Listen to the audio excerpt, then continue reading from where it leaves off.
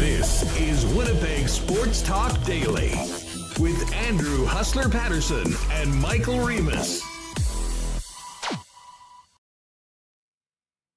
What is going on, Winnipeg? Welcome. I can't believe I'm saying this for the 1,000th time to Winnipeg Sports Talk Daily. Andrew Paterson along with Michael Remis with you, and we have an absolutely packed show coming off a tough loss on Long Island for the Winnipeg Jets as we count down the 49 hours from right now until Friday's 2 p.m. NHL Trade Deadline.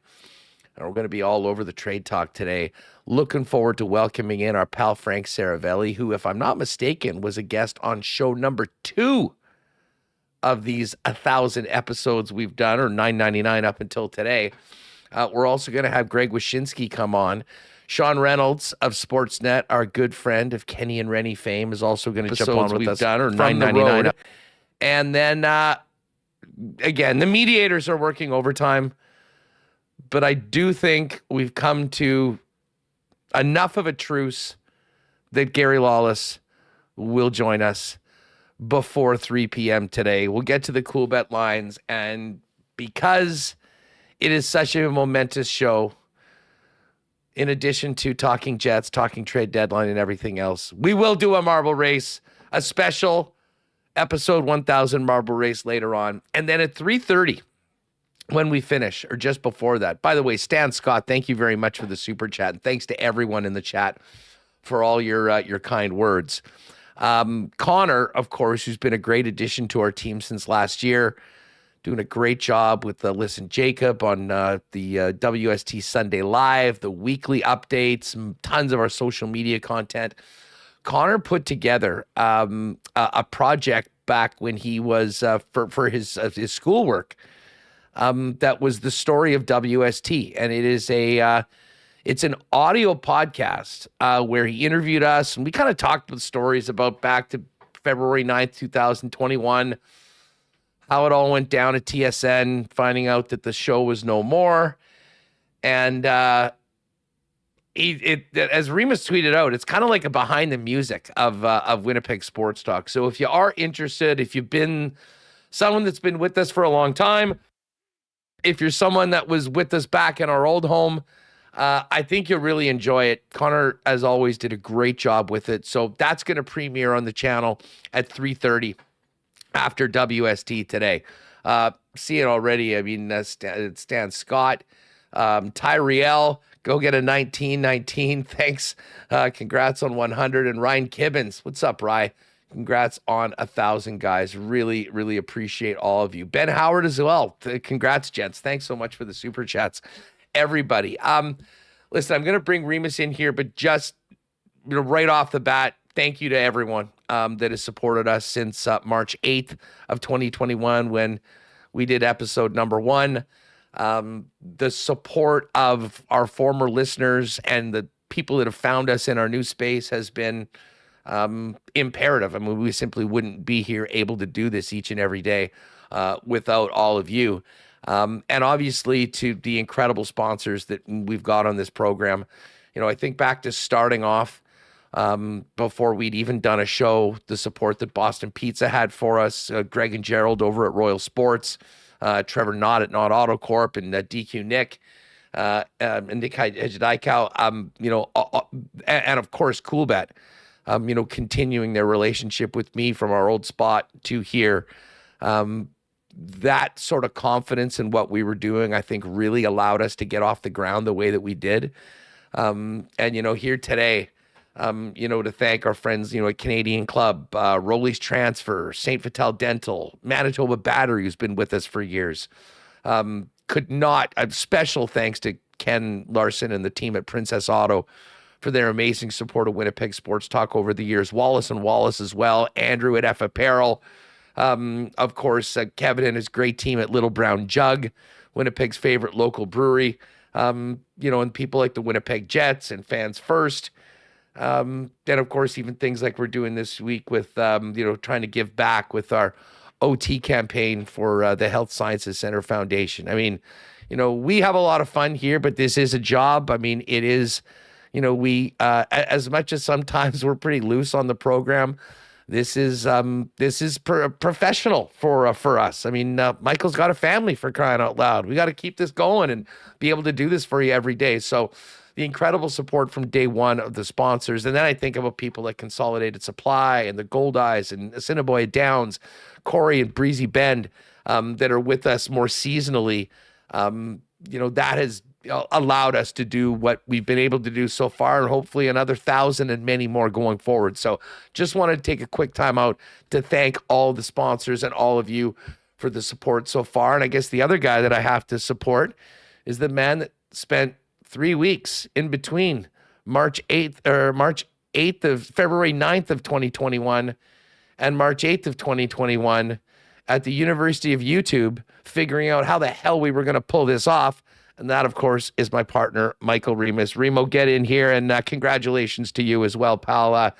It's amazing how this has just flown by. But, man, it's been a fun ride so far. Yeah, it's pretty amazing how our 1,000th show has come around the same time as our 4th anniversary. So the timing has been fantastic. The trade deadline's Friday. Wonderful time for it's a celebration. As was that Rick James from the Dave Chappelle skit? You get some Chappelle in here on that. Listen, I know you're very shy, but feel free to join us on camera today. And I'm going through the chat right now, and this is awesome. Jay Buenafe, is that Dr. J? Dr. J, the legend.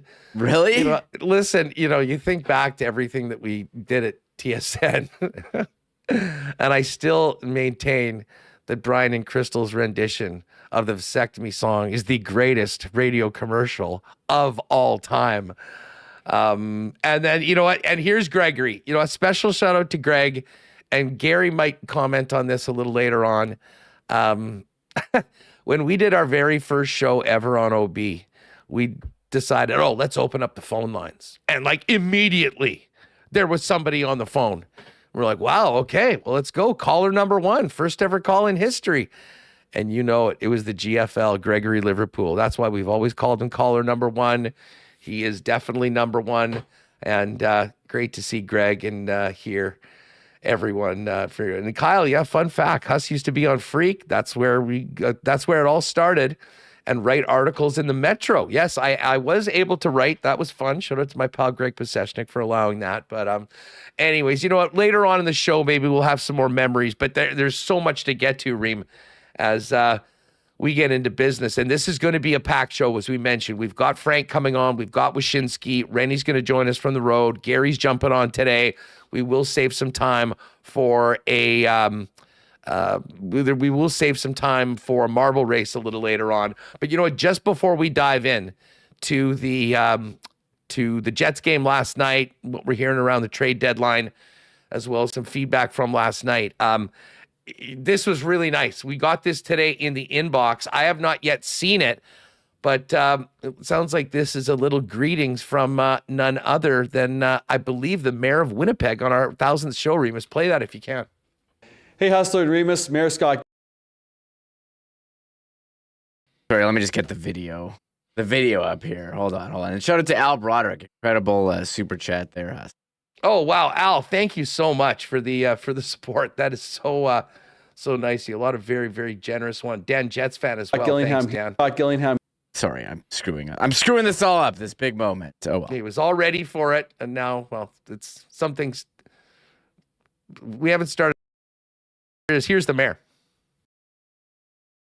Hey, Hustler and Remis, Mayor Scott Gillingham here. And I was just shooting a video congratulating the University of Winnipeg Westman on hosting the Canada West Final Four for the first time in program history. But I also wanted to congratulate you on your 1,000th show. That's a remarkable achievement.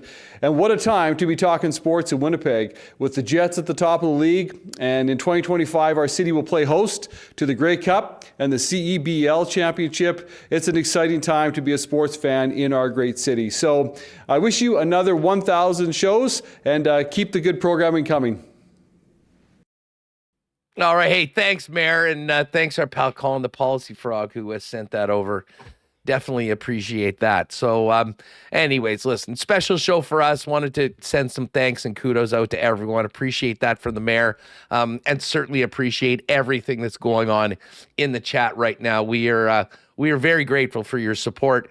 And now we dive into it. I mean, as I said, we'll have some fun later on. You can save your best WST memories if you'd like for the chat later on. Maybe we'll do a special edition of Fans First fan feedback on all of that. Scott Westwood with the super chat. We need 1 to 3 Monday to Friday sick notes from you still. I love it. But Remo, let's get to this game last night. The Jets, another loss. We haven't, this has been a minute since we've had to talk about a few losses in a row. And again, I look at the shootout losses a little different. It's the regulation losses that will kill you. And don't look now, but the Dallas Stars aren't cooling off anytime soon. That massive 11-point lead that the Winnipeg Jets had in the Central Division has been whittled down to 6 points, as Dallas is now six back with 82 points. Jets have 88, and they do have one game in hand. So if anyone thought that there was going to be an X, Y, and a Z beside the Jets name with 20 games left in the season, I got bad news. It is game on right now in the Central, and really these are the two teams that are battling for first place in the Western Conference. But we've talked about the importance and the benefit to whoever locks down the West in that one seed playing the second wild card. And you know, I know there are some fans that are somewhat concerned, and listen, and we'll hear from Josh Morrissey and the coach in a minute. There were some nice things. I mean, listen, I thought the Jets played a pretty darn good game and probably win that one more often than not. Nice to see the power play get going again with 2 goals. They certainly had plenty of other opportunities. But again, when you don't make the most of those and then you give some back to the other team that are capitalized on, sometimes you lose games, and that's what happened last night. I mean, listen, I thought they were really pushing in the third period. Logan Stanley has stayed in the lineup. He moved up last night with Neil Pionk in the absence of Dylan Sandberg. And, you know, sometimes when you put a player maybe playing above his weight class, and I know some people have different opinions on that, you know, things happen. And listen, turnover behind the net, not able to clear it. Next thing you know, it's in the back of the net. And that was a real backbreaker because the Jets pushed in a big, big way for the better part of the rest of the third period. Were able to score 1 on the power play, but it wasn't enough. And now it's a regulation loss, 2 points lost in the standings, and an off day off to Philly, who they just lost to in the shootout on the weekend, and the struggling New Jersey Devils on Friday. And of course, the trade deadline. And all of these things are going to be dominating conversations around the city and certainly in this space for the next 48 hours. Yeah, the scoring problem creeping up here has 2 or fewer in 4 of their last 5. On a positive note, as you said, the power play looking strong, scoring 2. How about Nikolai Ehlers on the side of the net, the spin and fire, how quickly he pulled that off. But, you know, the Islanders, hey, they had some pretty nice goals. Brock Nelson with the pass to Palmieri. Brock Nelson again on the tap in. And as you mentioned, it was a turnover leading to a Ryan Pulock shot that bounced off the ground. There's some positives there. And for the Jets, I would say, you know, maybe some slight concern about the lack of scoring. But hey, you know, they're not like other teams around the league going through a tough patch, like the Edmonton Oilers here who got spanked by Anaheim. You know, these are 1-goal games. One of them was a shootout to the Flyers. So this 3-game losing streak, I think the Jets have certainly shown life. They've shown they've been in the games, but not getting the wins. And, you know, when you coming off an 11-game win streak, think you're kind of due, and it's just things balancing out. They are still in first place in the conference, as you mentioned just now, 6 back of Dallas, though, and they have played one more game. So you still want to hang on to the Western Conference, first place, be very advantageous in the playoffs. The numbers still looking good overall in the season. Just a bit of a rough patch. You look for revenge tomorrow night against the Philadelphia Flyers. Yeah, right now it's just about getting back to playing at the top of their game and stacking up some wins. Well, getting one first and foremost tomorrow night in Philly. T. Konapali, always in the chat. Very nice super chat, buddy. Thank you very, very much. Also want to thanks T. Will. 1,000 shows. Wow, I figured you'd make it 20 shows tops. T. Will, you're a beauty. Listen, as I said, Frank's going to join us at the bottom of the hour, so let's dive into a little more feedback out of last night's game. And then, I spent for about an hour yesterday talking about Brock Nelson on the program, and I think I went to sleep dreaming of Brock Nelson being on the Winnipeg Jets. We'll get to him in a minute, but here's head coach Scott Arniel on last night's game. Had a fantastic first period, and we had a puck battle on the PK and gave up the weak side ice, and they obviously made a real nice play on it. Like I said, really liked our first. Liked a lot of our game. I thought the whole game, our pace and our pressure was back to what when it's at its best. I thought that's a lot of what we did tonight, and we're in a funk right now when it comes to scoring goals, and teams go through these. You look around the league, there's lots happen in different spots, and just got to stay with it. For us, it's making sure that we're defending well, and if we got to win these games 1-0, we'll have to work to do that. But at the end of the day, I like that effort. I like the way we played, and I thought that we had a lot of opportunities there to win that hockey game. All right. And yeah, I can't disagree. The start that the Jets had was, phenomenal. Unfortunately, the second half of that first period, the Islanders sort of woke up. They did play the night before and got right back into it. Next thing you know, the Jets are playing from behind. Hey, listen, we got to thank Ken 007. Holy smokes, Ken. Thank you very much for this one. I'm going to read this one out. 1,000 episodes and even more hours of information, entertainment, and engagement. I've watched you from 5 continents and are a part of my day like so many others. Certainly worth more than 10 cents an episode, but thanks for all you bring to us every single week. And thanks again to Dylan Labossiere as well. Ken, that is unreal. Here's one more from Arnie from last night, and just kind of looking back at kind of where things fell off and why they're in the spot they're in today. I think it's just more for the 60 minutes. I think that we've had spurts where we've been kind of, we've kind of gone into some lulls. I think maybe, where we've been really good this year is all 4 lines have been solid. Our defense have all been solid. I thought tonight that's what we got more of, that it was throughout our lineup. There's been times where maybe one line was off and the other ones could, in the past had maybe picked them up. They're just different things kind of like that. For us, I think that, when we're good with our structure, when we're good with, how we defend and do those things first, we have the puck. Like tonight, we had the puck a lot, and possession time really showed it, and just stick with it and continue to work on it. All right, so there's the coach. I would say certainly not panicking, but there's some things that this team can do better. They did a lot of good things last night, just wasn't enough to get a win against a desperate team on the road. The one real positive was many people were worried about the power play. Power play looked elite again last night, scoring twice. Here's Josh Morrissey on getting that power play goal, and then, of course, getting another later on in the game. Yeah, it was obviously great to get a few tonight. You look at those games, especially Nashville, we had a ton of looks. Last game at home, some nice plays, and just wasn't going. And obviously, we're in a bit of a cold streak there. So I think for us, just getting back to the details of what's made us a good unit for both units, really. But the details and then the execution. And at the end of the day, I think the tendency can be when it's not going in, overpass and look for the perfect opportunity. And the mindset tonight against pretty passive kill was just to, be aggressive, take what they give us, and anytime we could shoot the puck, get it there. And, I think obviously the first power play of the game, we had some good looks, didn't go in, but it gave us momentum. And the second one, you shoot the puck, and obviously good things happen once in a while. So it was nice to get that break. And then the third, same thing. I think we attacked their net a bunch of times, and you wear them down, keep it in, win battles. Puck recovery was great, and Fly made a great play to score. So we need to keep that tempo and build off that for the rest of the year.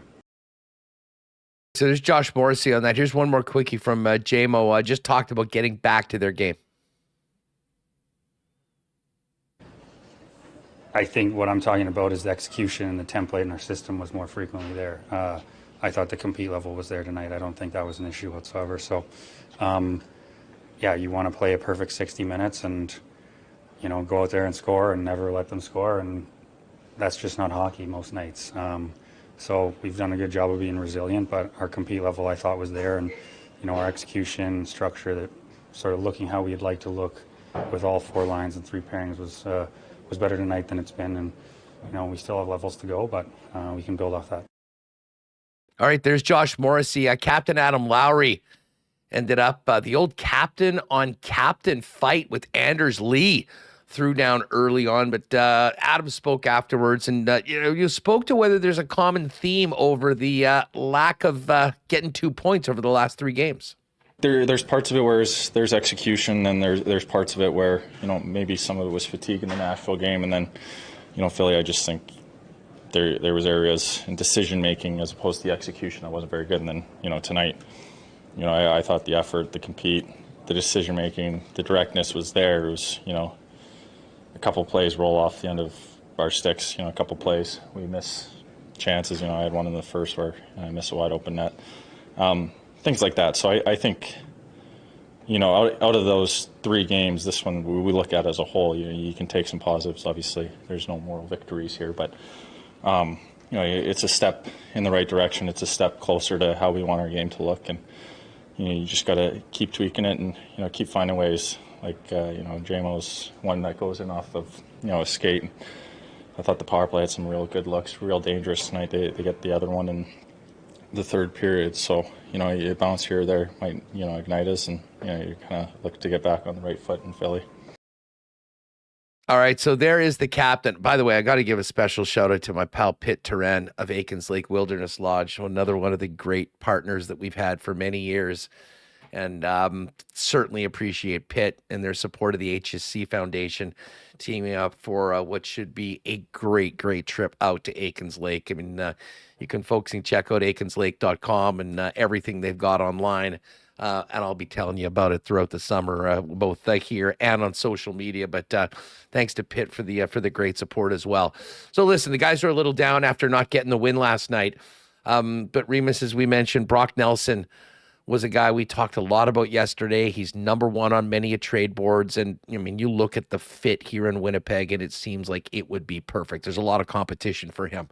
But Brock Nelson did get a little emotional last night after the win, being interviewed in the arena, I believe, with all the rumors flying around. This is how that sounded after the Islanders' 3-2 victory.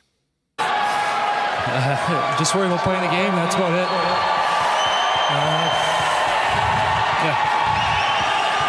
I think I can speak for the fans and your teammates.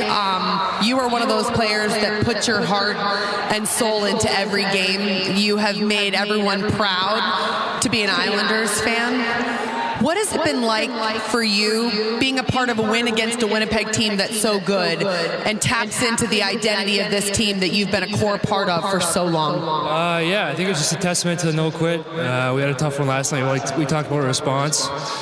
Great job by Lizzie setting the tone there. That was a big fight, standing up for us, just sending a message. And tough back-to-back. It's a really good team. It's a big win for us. What's the most special part about playing here at UBS Arena for you? Everything. I mean, all of it. I think it's a great place, great fans. What? So, I mean, listen, this is the guy that's been an Islander his entire career. He's hearing the noise.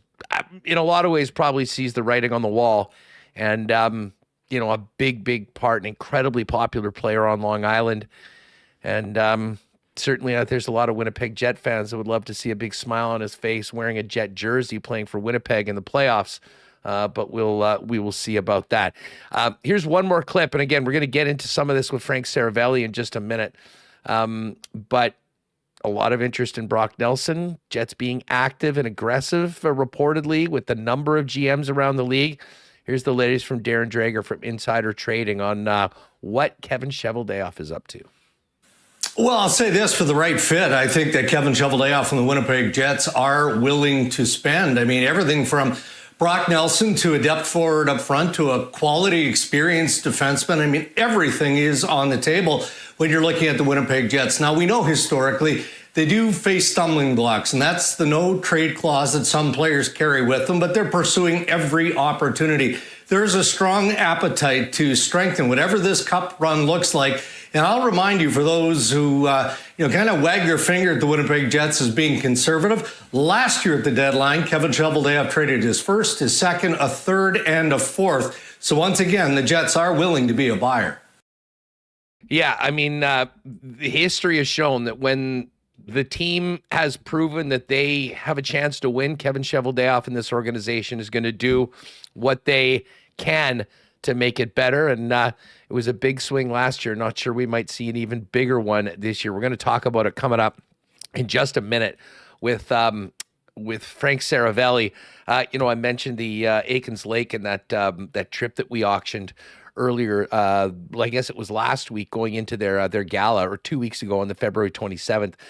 We are into OT right now. We've got a couple more days for those of you to help us help the Health Sciences Center with their Fund a Need campaign to purchase new equipment for the HSC's Adult Emergency Department and help the HSC deliver tomorrow's health care today. Folks, there's a link in the description of this video as well as in the podcast. I know there's been some really nice donations to us today. Certainly something that's really important to me from how much they helped me through an incredibly tough time in my life. If you are able to, any donation to $25 or more, you're going to get a tax receipt for it. And we'll also be raffling off amongst everyone that donates a Winnipeg Jets jersey autographed by the team. So if you're able to, click that link and let's help us make a difference down at Manitoba's most important hospital with the always stressed emergency room over at the Health Sciences Center, along with the Health Sciences Center Foundation. Hey, our friends at Rolly's Transfer have been incredible sponsors and partners of ours since they jumped on board with us.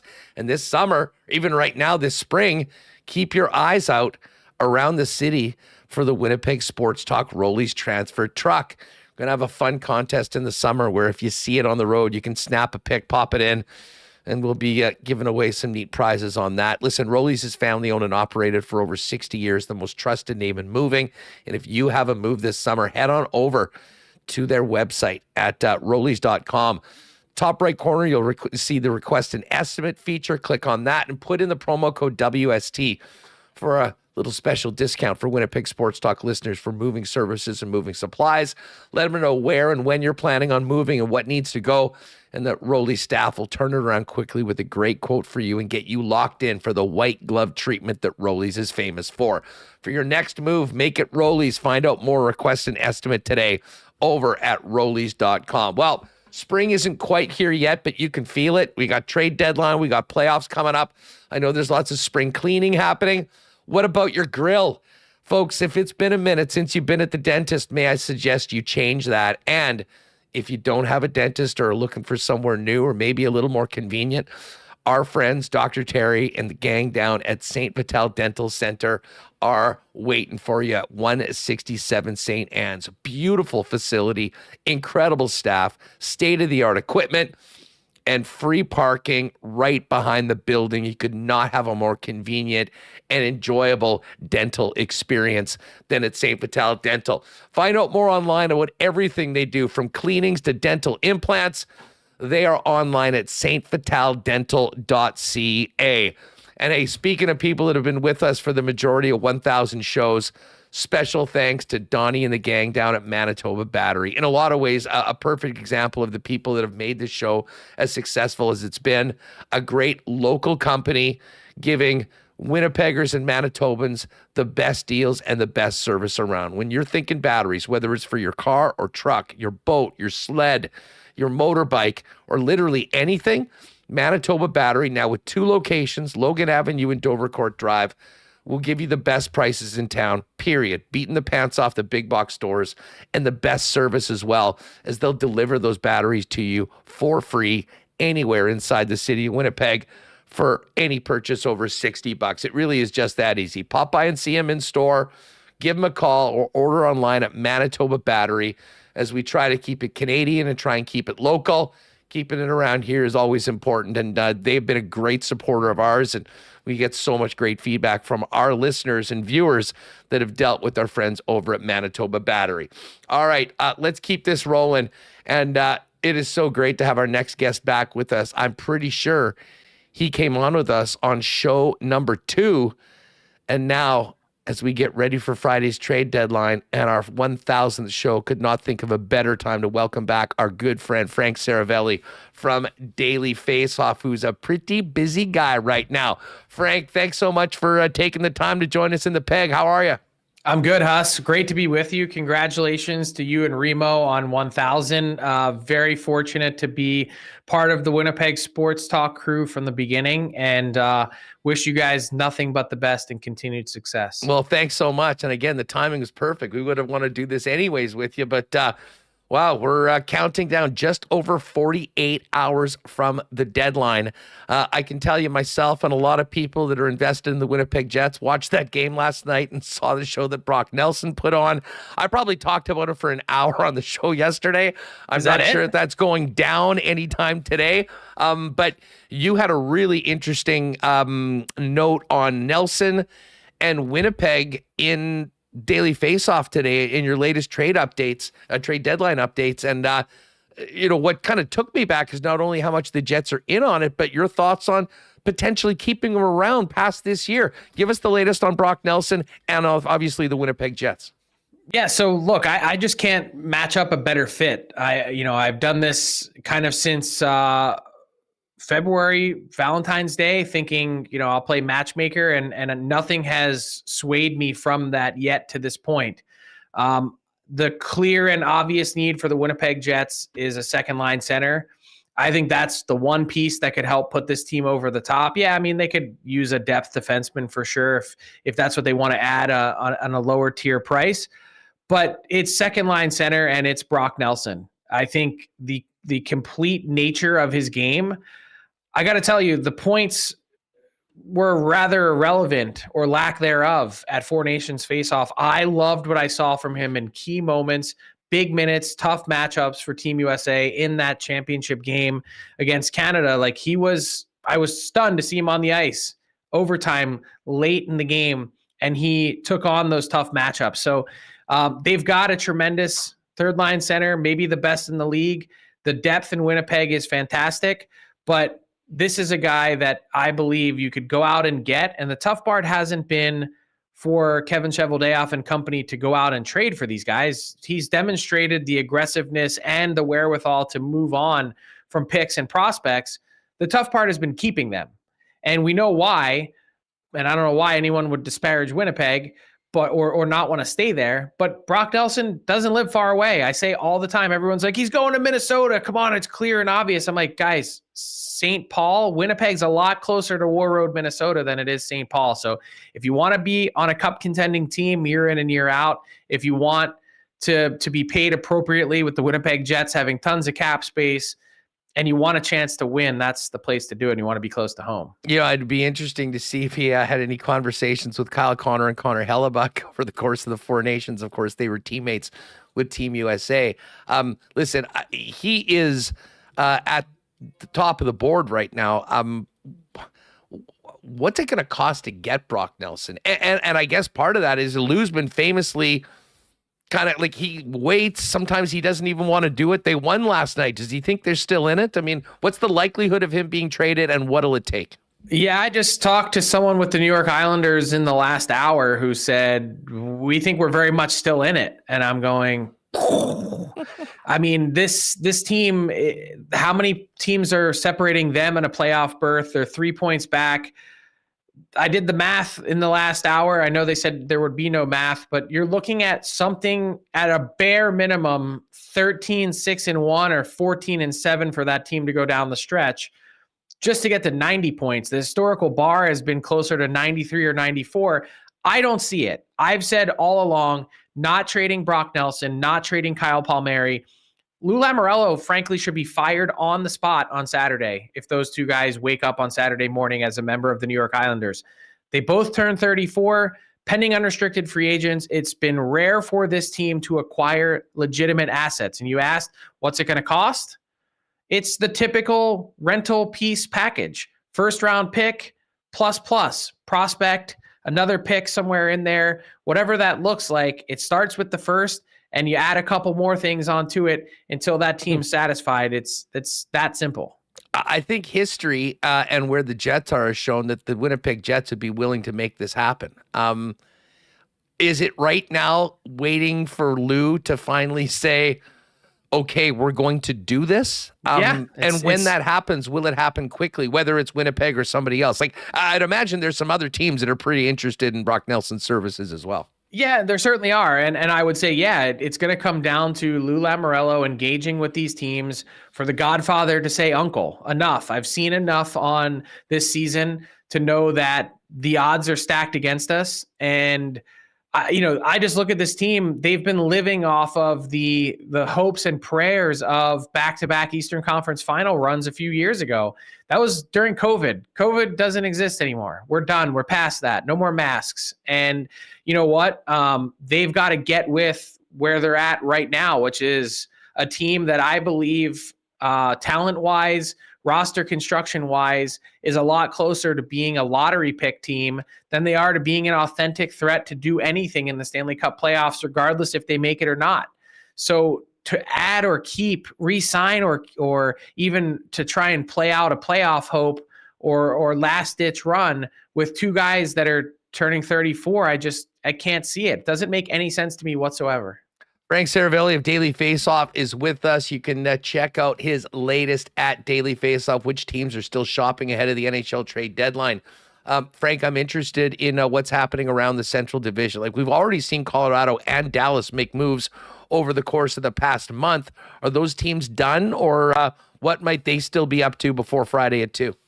Not done. The Colorado Avalanche still very much on the prowl, and they've arguably been one of the most aggressive teams this season as a whole. They changed out both ends of their goalie tandem. They've made a big trade on defense with Ryan Lindgren. They've obviously made the massive Mikko Rantanen deal, and yet still want to do more. Depth is the key word that Chris McFarland and his group have been looking for. I think they'd like to make a move at the center position. They obviously have Gabriel Landeskog's LTIR money to spend, and Casey Milstad has been a fine but definitely not great fit. He's got some cost certainty that teams enjoy. He's younger. I think the Avs have been a little bit dismayed at his lack of consistency. And so aside from the center position, they're also still probably a defenseman away from being taken really seriously as a Stanley Cup contender. They took, again, a positive step with Ryan Lindgren, but that the bottom three guys on that defense core, it's not been pretty to watch or look at. So Colorado, definitely a team to keep an eye on. And Dallas, look, I go back to the right side of their defense. It's not nearly good enough to compete. Cody Ceci, I guess a fine improvement with where you're at cap-wise. And the other two guys that are there, Matt Dumba, Ilya Lyubushkin, they're not in a position to contend with that defense core. And as strong as the left side is, maybe as good as anyone in the league, the right side needs more proper balance. And that's something that I think they'd continue to look at. They've got some LTIR space as well where they could be aggressive if they want to. And also a perfect reminder for Jim Nill and his group that they were a couple defensemen short last year. That's the big reason why they lost in the Western Conference Final to the Edmonton Oilers. They couldn't find proper guys to help extend their run. And that's one other thing that I'd be looking at for Dallas. I shouldn't omit Minnesota. To me, they've overachieved. They've been without Kaprizov for half the year. Joel Eriksson Ek is out right now. Big win last night. They're still ahead of Colorado. They will be a playoff team. A guy that Winnipeg would be certainly interested in, Ryan O'Reilly, I know you mentioned in their spot. speak to Minnesota, but also the situation in Nashville as to how Barry Trotz is handling Riley O'Reilly, who does not have a no trade, but it sounds like they're going to treat that maybe differently because of his veteran status. Yeah, so I'll start with Minnesota. You're right. I think you framed it perfectly that this team has outkicked its coverage, so to speak. And it's not just the injuries. Like, I wasn't really sure what to expect from Minnesota this year after such a disappointing year last year. And they've now arrived at this spot where you mentioned Kaprizov has missed a big chunk of this year. He's also not really close to returning. So there's still going to be further pain with him out of the lineup. Eriksson Ek is a huge miss as well. And because of all of those complications, and they're expected to be back at some point, they also are completely capped out. It's not dollar in, dollar out. It's penny in, penny out for the Minnesota Wild. That's how dire their cap situation is. So they're up against it. And I think when you stack all those things up, to me, I think they're just kind of 1 year ahead of being a team that's going all in and making big moves. They have those $14.7 million cap hits come off their books this summer, so it's like a newfound freedom. Kaprizov, of course, will be healthy going into next year. He'll need a new deal. This isn't necessarily the time for them to push their chips in, given that it's a pretty crowded West. And quickly on Nashville, I mean, they've been a train wreck this year. That's the easiest way to describe them. And Ryan O'Reilly, it's been a disappointing year for almost everyone there. I think Barry Trotz is up to do anything. Like, you could probably talk him into just about anything. And I'm saying almost no one on that roster is untouchable. That said, I think they want to handle the Ryan O'Reilly situation with care because they do believe that he's earned that. And so you're right, no formal trade protection, but I think it's an important one to point out because Leaf fans and Toronto media continue to ask me about Ryan O'Reilly going back to the Leafs. And I'm like, guys, he had an opportunity to sign there and said very clearly he did not want to. I don't think the Nashville Predators are going to go against that and trade him back to Toronto with term on his deal. I just don't see it. No, I am with you. Frank, back to the Jets now that we've gone through the Central. The focus certainly on this program has been Brock Nelson. He sort of seems to be the biggest fish out there and would be the best add.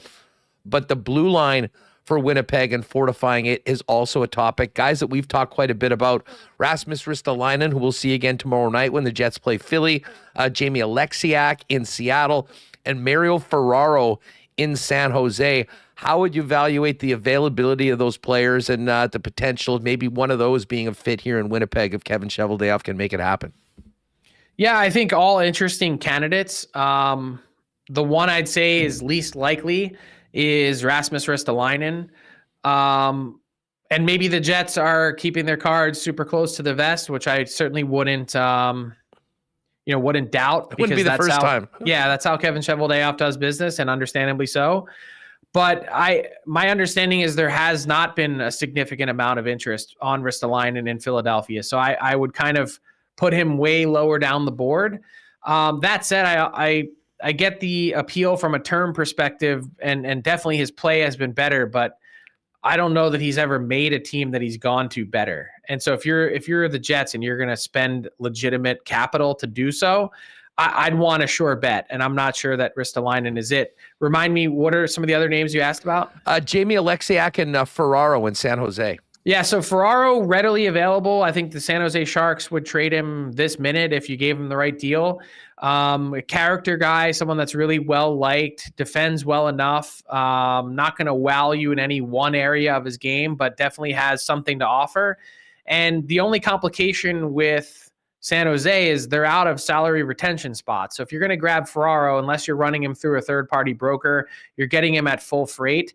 And Jamie Alexiak, the Kraken are open for business, whether it's guys with term, whether it's pending UFAs, the Gord situation, and obviously there's been a connection there to Tampa, along with Oliver Bjorkstrand, that the Kraken need to acquire as many assets as possible that they could then take and flip to find difference makers, because where they're at right now, they're treading water and hanging on for dear life. Frank, one other really interesting team all year has been the Vancouver Canucks. It's been sort of a soap opera. JT Miller's gone. Elias Pettersson has just been invisible since then. what do you make of the Canucks situation, Brock Besser in particular, and what Pierre-Alvin might be up to before Friday afternoon? I think they're kind of in wait and see mode, and that's not a Pollyannish answer. I believe the Canucks in the last 48 to 72 hours have really not had a lot happening. There's been a ton of, hey, what's up with Besser and Pius Suter, and, go down the list. Carson Soucy is another name that's been out there, of course. Paterson, very likely to be a summer deal. I can't imagine that unless we see a distinct change in his game and productivity, that they're going to want to get to a point where it's July 1st and they provide him with leverage to not only decide where he gets traded, but when the full no trade clause kicks in. And that's such a risky deal. 7 years at 11.6. It's a ton, $80+ million in real cash for a team to take on. And his game is trending to a point where you're just happy to have someone take him off your hands. That's how tough of a year, 18, 16 months it's been for him. With regards to the other guys, I think with Besser, they'll probably make their best and final offer. If someone steps up with a really good deal on Suter, they don't want to completely cut the legs off of their playoff push this year. As you know, the numbers and everything indicate that they're right there. And I just also at the same time don't see them being a buyer. What do you think the chances are that Paterson is a Canuck on the 1st of July? I don't know, 25%? 20. Yeah, I'm thinking it's less likely than more, just based on. For sure, I would say for sure that's the case. And to think of where they started this year at the center position, where they might be, it is fascinating. Think about how Canucks fans feel in general. One win away from the West Final last year.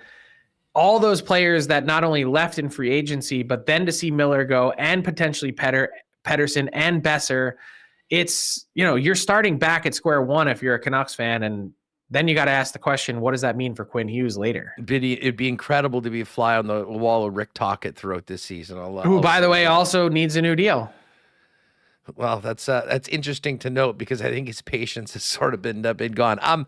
Just before we go, I know you've got so much going on, updates happening daily at Daily Faceoff. Of course, a big show coming up on Friday, where I'm actually quite interested just to see the Frank cam all day long. My version, it's trade version of OnlyFans. Let's go.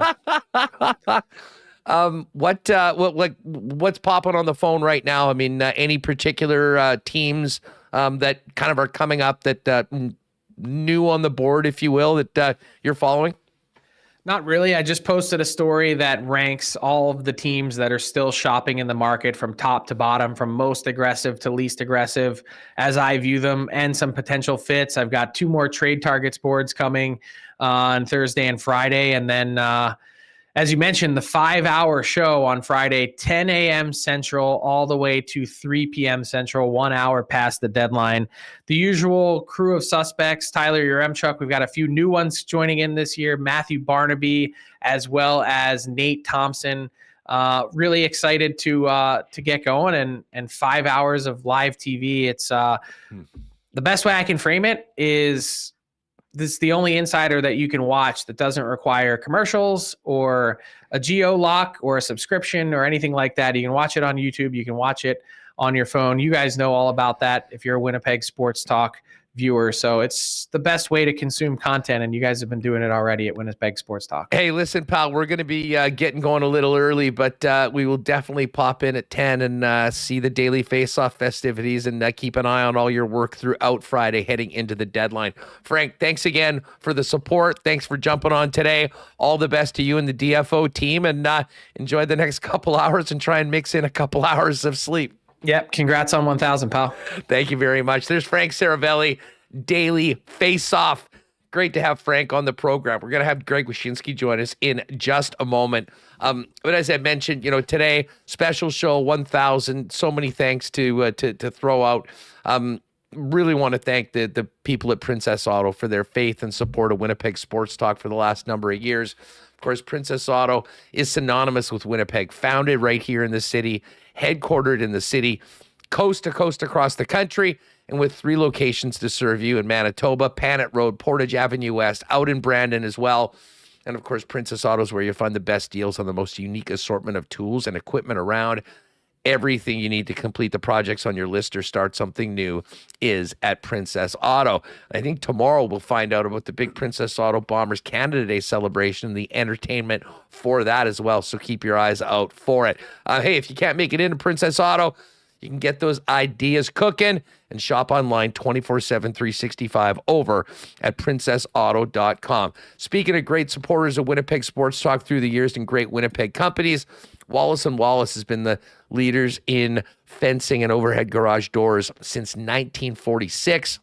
If you need a new fence or if winter's done a number on your old one, give them a call. They've got you covered with vinyl, ornamental, welded wire, chain link, or wood fences.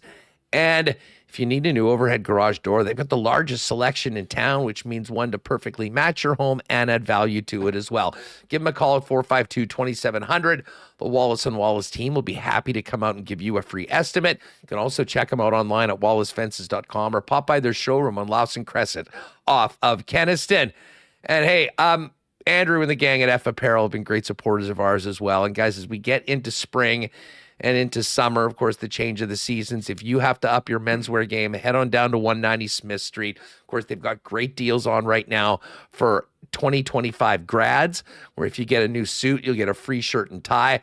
And obviously, the go-to place for years for weddings, a great discount when you get the wedding party suits at F for the big day. The best in custom suits, khakis, the custom shirts, both tucked and untucked styles. Best selection of men's accessories around. Pop by and see him at 190 Smith Street or find out more online at that's EPHapparel.com.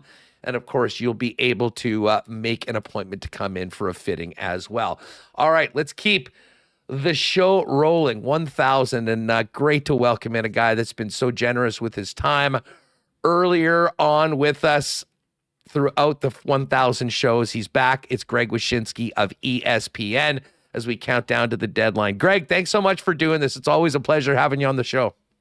It's my pleasure, man. Congratulations. I feel like this is as close to being able to go on the SNL 50 celebration for Saturday Night Live as I'll get in my career to come on the 1,000th show. So I had to hop on. It's a busy time, but I had to hop on. Well, it certainly is a busy time. We appreciate you taking some time to jump on. And listen, I wanted to get some trade topics and Jet stuff, but sounds like something's just broken with the Tampa Bay Lightning. Yeah, it sounds like Yanni Gourde and Oliver Bjorkstrand are going to go from the Seattle Kraken to the Tampa Bay Lightning. Still waiting for the exact return and still waiting to see exactly how the Lightning are going to make the money work, because even with sending Logan Brown and Cam Atkinson down to the AHL, they still have to gap a little bit of money between acquiring those players and what they have available. So we'll see what they end up doing. Probably a third-team broker is my guess. But, this is a great trade for the Lightning in the sense that their bottom six is their Achilles heel right now. Bringing back Yanni Gourde to be the checking center on their third or fourth line. They know him. He knows them. They never wanted him to leave when he was taken to the expansion draft, and now he's back. And Bjorkstrand, listen, low-key one of the better goal scorers in the league. I don't think a lot of people really pay attention to the consistency that he's had. 5 of the previous 6 seasons, he's had at least 20 goals. You look at that Tampa Bay lineup, and you see Gensel, Point, and Kucherov, and then you see Hagel and Cirelli, and then a carousel of different wingers next to those guys.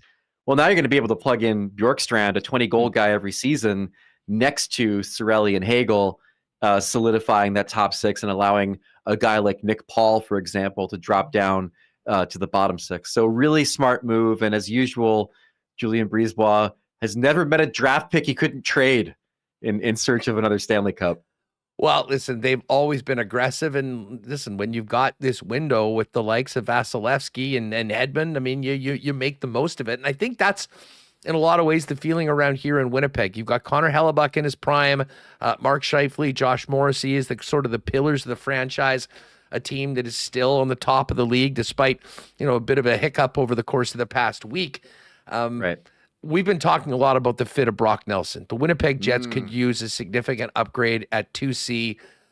We saw him last night play incredibly well in the Islanders 3-2 win over Winnipeg, and saw him get quite emotional in that on-ice interview in front of the fans afterwards. So it sort of had the feeling like it was might have been his last game.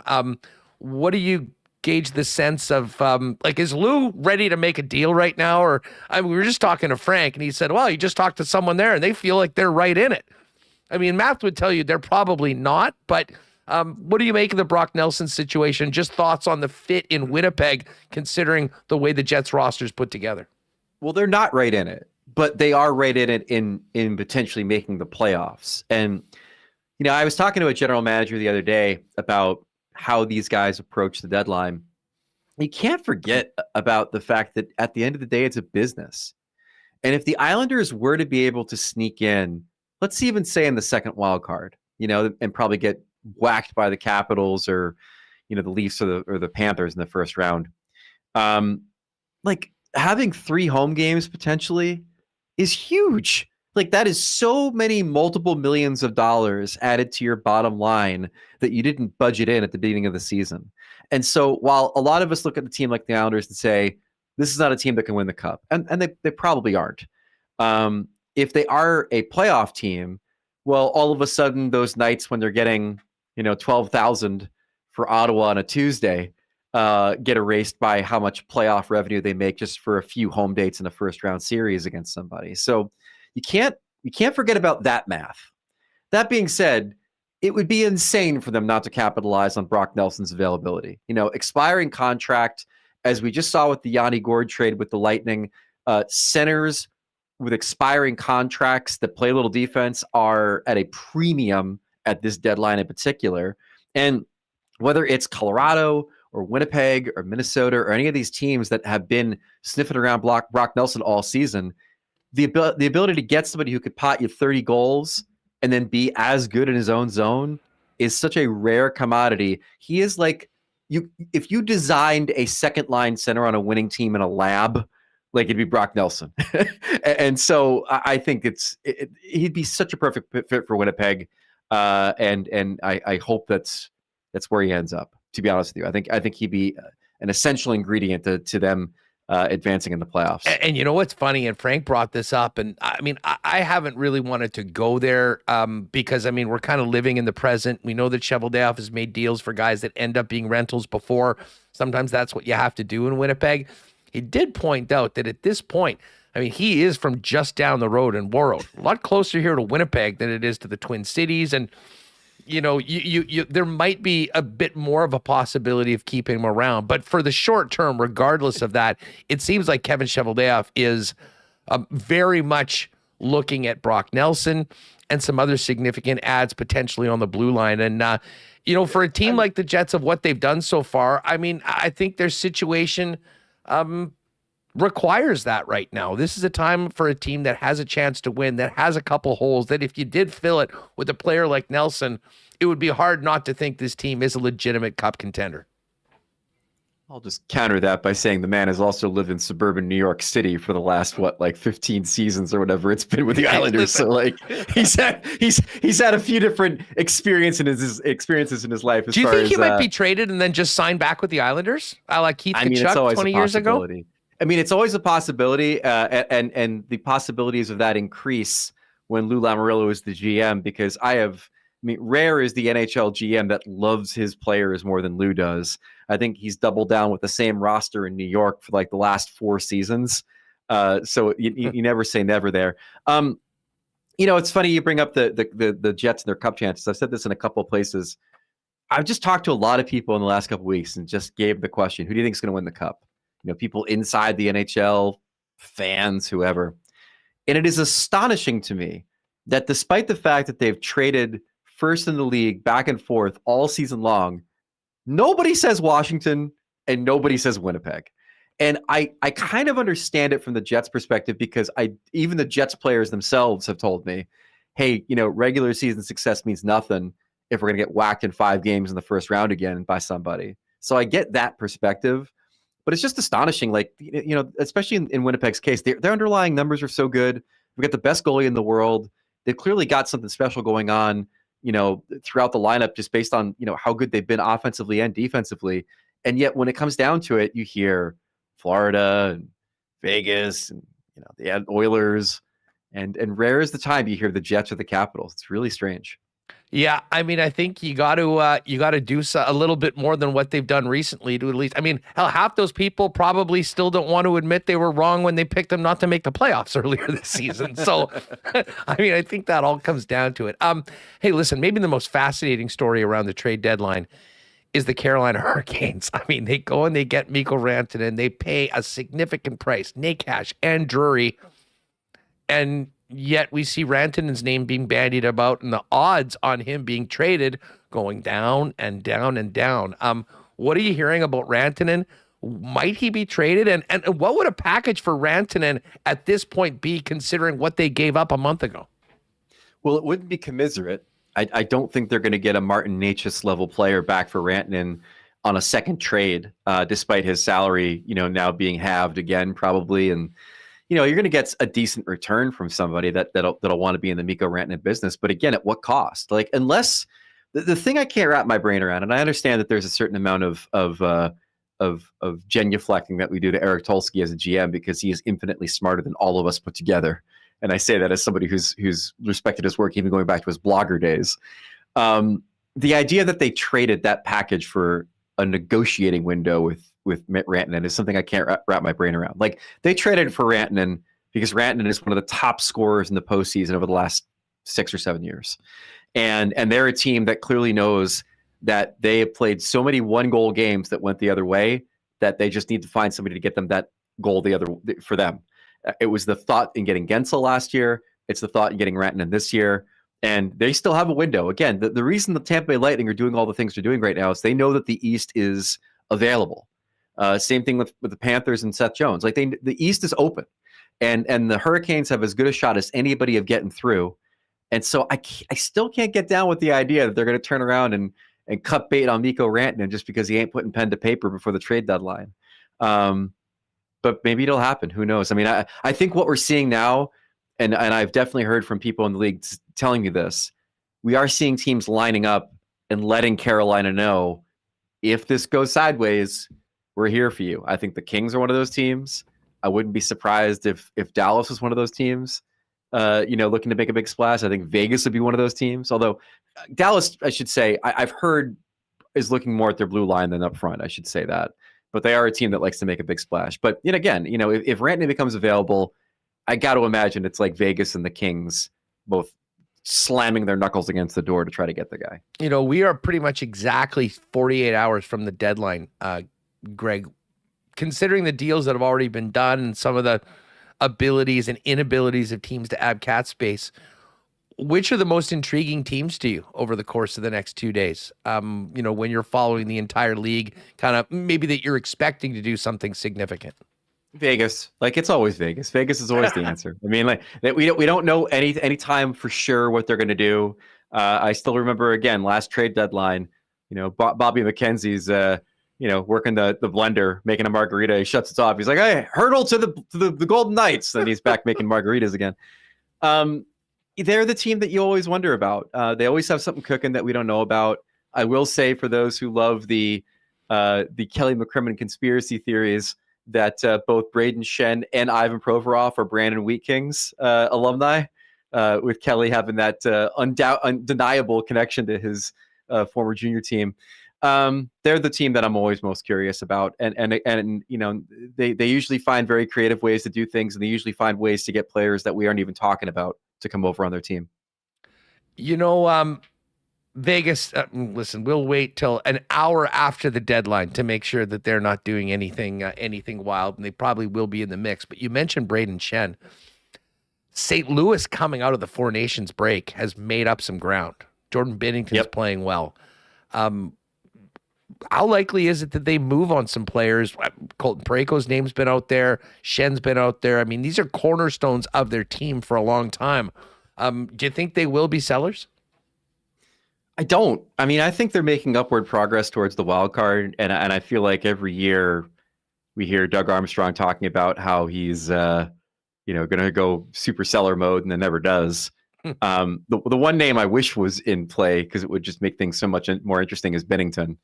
But I have a feeling that they kind of see that as a problem they don't need to create for themselves. I think they're pretty happy with their goaltending right now, and they're more of a retool team than a rebuild team, I think, at this point.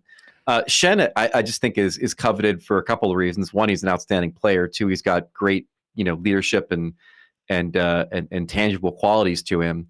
But also, just like I mentioned before, with Gord and Nelson, the center position is pretty thin at the deadline, and for really impact guys that can slide in on your first or second line, they are few and far between. And so I'm not surprised there's a market for him. The team that you follow quite closely, Jersey, we're going to see on Friday. Yeah.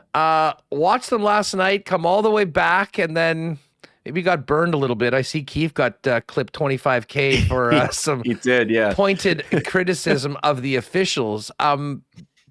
They've got, how worried are they about Jack Hughes? What do we know about that? And what might the Devils be up to? Because they've been right near the top most of the year. All of a sudden right now, there's not a lot of room right now between the teams that are chasing. There's not. They're in trouble. I mean, I'll be honest with you. I think the Jack Hughes injury, he's getting evaluated by doctors. I saw a report from a beat writer in New Jersey that he was in Denver getting evaluated by a shoulder specialist. And it may ultimately be his call on whether or not he's going to have surgery or try to play through it and have off-season surgery on his shoulder. That's according to a report out of New Jersey. If that's the case, he's diminished to begin with. But, this team has really squandered the points cushion that it had earlier this season. They've played pretty bad hockey since the beginning of 2025. It's kind of amazing that the minute they figure out their goaltending, their offense goes in the toilet. They dropped from like 10th to 18th in shooting percentage at 5-on-5 this year. And if Hughes is out or diminished, I mean, he's been one of the only consistent bright lights for them offensively. And you're right. I mean, you look at the standings in the Metro Division right now, and the Devils have a precarious hold on the third spot in that division. But you have the Blue Jackets and the Rangers right behind them, climbing up the standings, and they could be in a real spot of trouble, which is shocking for a team that looked like it was going to be concrete solidified in a playoff spot this season. Greg Wyshynski of ESPN is with us. Your colleague Emily Kaplan's got a great little update on a number of the stories around the league and potential players. I get why we hear Sidney Crosby's name as much as we do, with where the Penguins are languishing, how cool it would look to see him get another chance to make a run. But we always hear that he is incredibly loyal, plans to be a Penguin for life. Are you sold on that, or should we pay attention? What are the chances that Sidney Crosby does not finish his career as a Penguin, whether it happens at this Friday or not? I think there's a chance he doesn't finish his career as a Penguin, just because of where they're going to end up being over the next few seasons. I mean, they're going to be in a clear rebuild, right? You talk to people that know Sid a little bit, and there's always a question of what that ultimately means. There's always been talk about how he's dreamed about playing for Montreal one year, just towards the end of his career, how there's all that speculation about Colorado and McKinnon. I never really bought that, to be honest with you. I think that's kind of it's two guys that want to play center on the top line. And I don't know if McKinnon wants to necessarily flip to the wing for a season just to play with Sid. But I think what I think more than anything, though, is that he's not going anywhere as long as Evgeny Malkin's with the Penguins. I think that there has been either an unspoken promise or a explicit promise made that he's not going to ever look to leave as long as Gino's there. And so as long as that's the case, all of this speculation about Sid is a non-starter. But I mean, he's a proud guy. Whether that pride manifests as him wanting to play for the Penguins through the rest of his career, or him wanting to be playing relevant playoff hockey again with somewhere else, I'm not quite sure how that manifests. I was lucky enough to be in Boston for the Four Nations, and nice. It was one of those strange things, and I'd never really had the opportunity to do it. Guys that I usually hate during the regular season, all of a sudden are the most important guys in your life. Binnington, right at the top of that list. The other guy was Brad Marchand. Marchand is an unrestricted free agent at the end of the year. The Bruins are in a tough spot right now.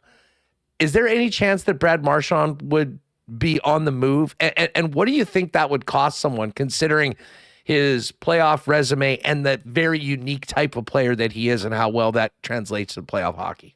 Well, there's another factor too, which is he's injured. I mean, he has an upper body injury that they're saying is week to week, which I think everyone in Boston, reading between the lines, thinks means concussion. And he's had a history of them too. So anytime that's the case, you take a step back and get maybe a little concerned. I will say that as much as there's been speculation about him going someplace else at the deadline, and I know that Vegas would have been probably the most intriguing landing spot for him, not only because he seems to fit the Golden Knights purview, but also because he has all that history with Bruce Cassidy, their head coach.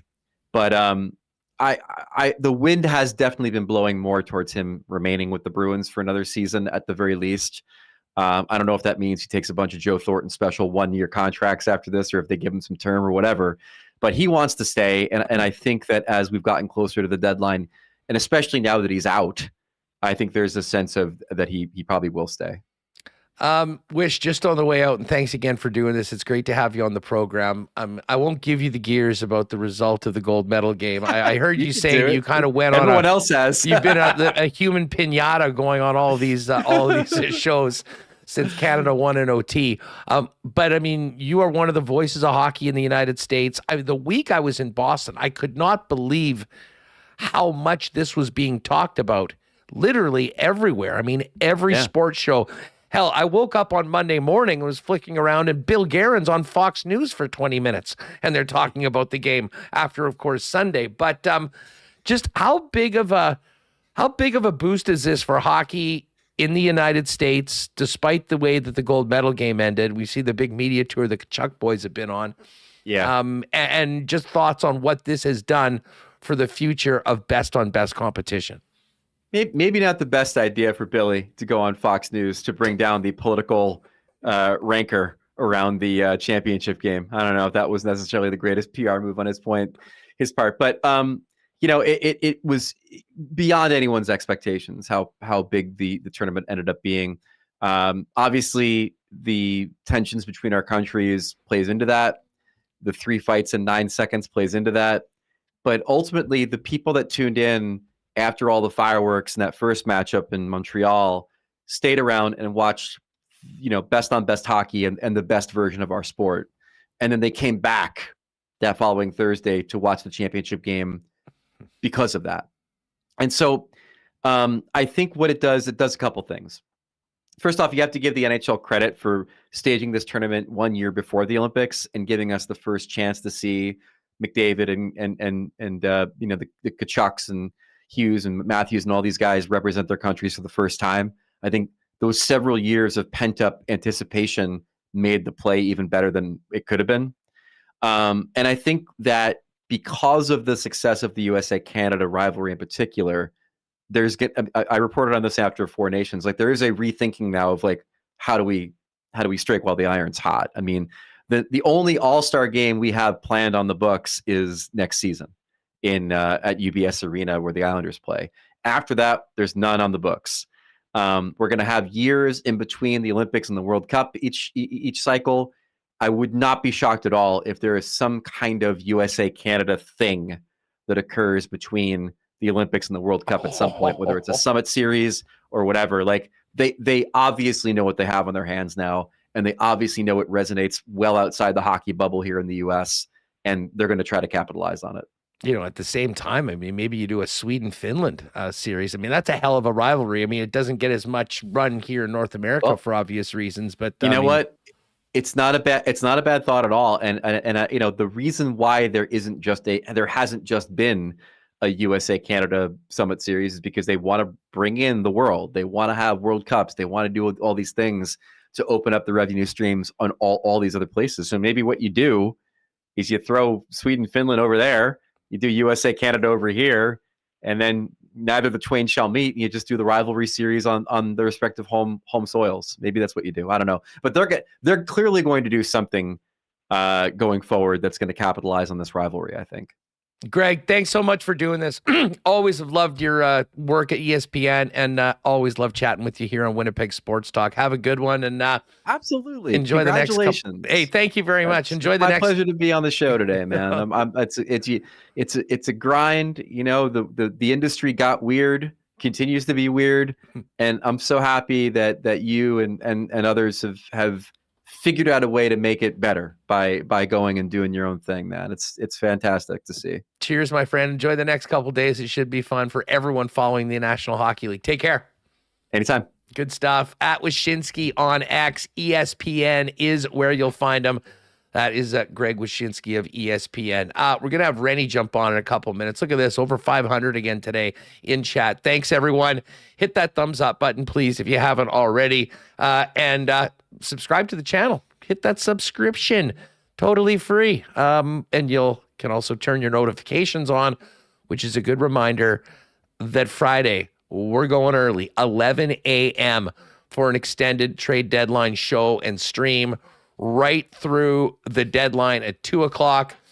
We'll take it through, and we'll do a marble race as well. That'll be 2 marble races this year because, yes, it's Wednesday. I know we don't normally do it at this point, but we're doing one today. So stick around after we finish up with Rennie and Gary, talk about the Coolbet lines, a few other. Well, I want some fan feedback from people on their favorite WST guests and whatnot. We'll do that a little bit later on. But in the meantime, Scardy, you pointed out, I will no longer call you Sklardy. I don't know why I always did. Thank you very much for the super chat. And Coachy as well.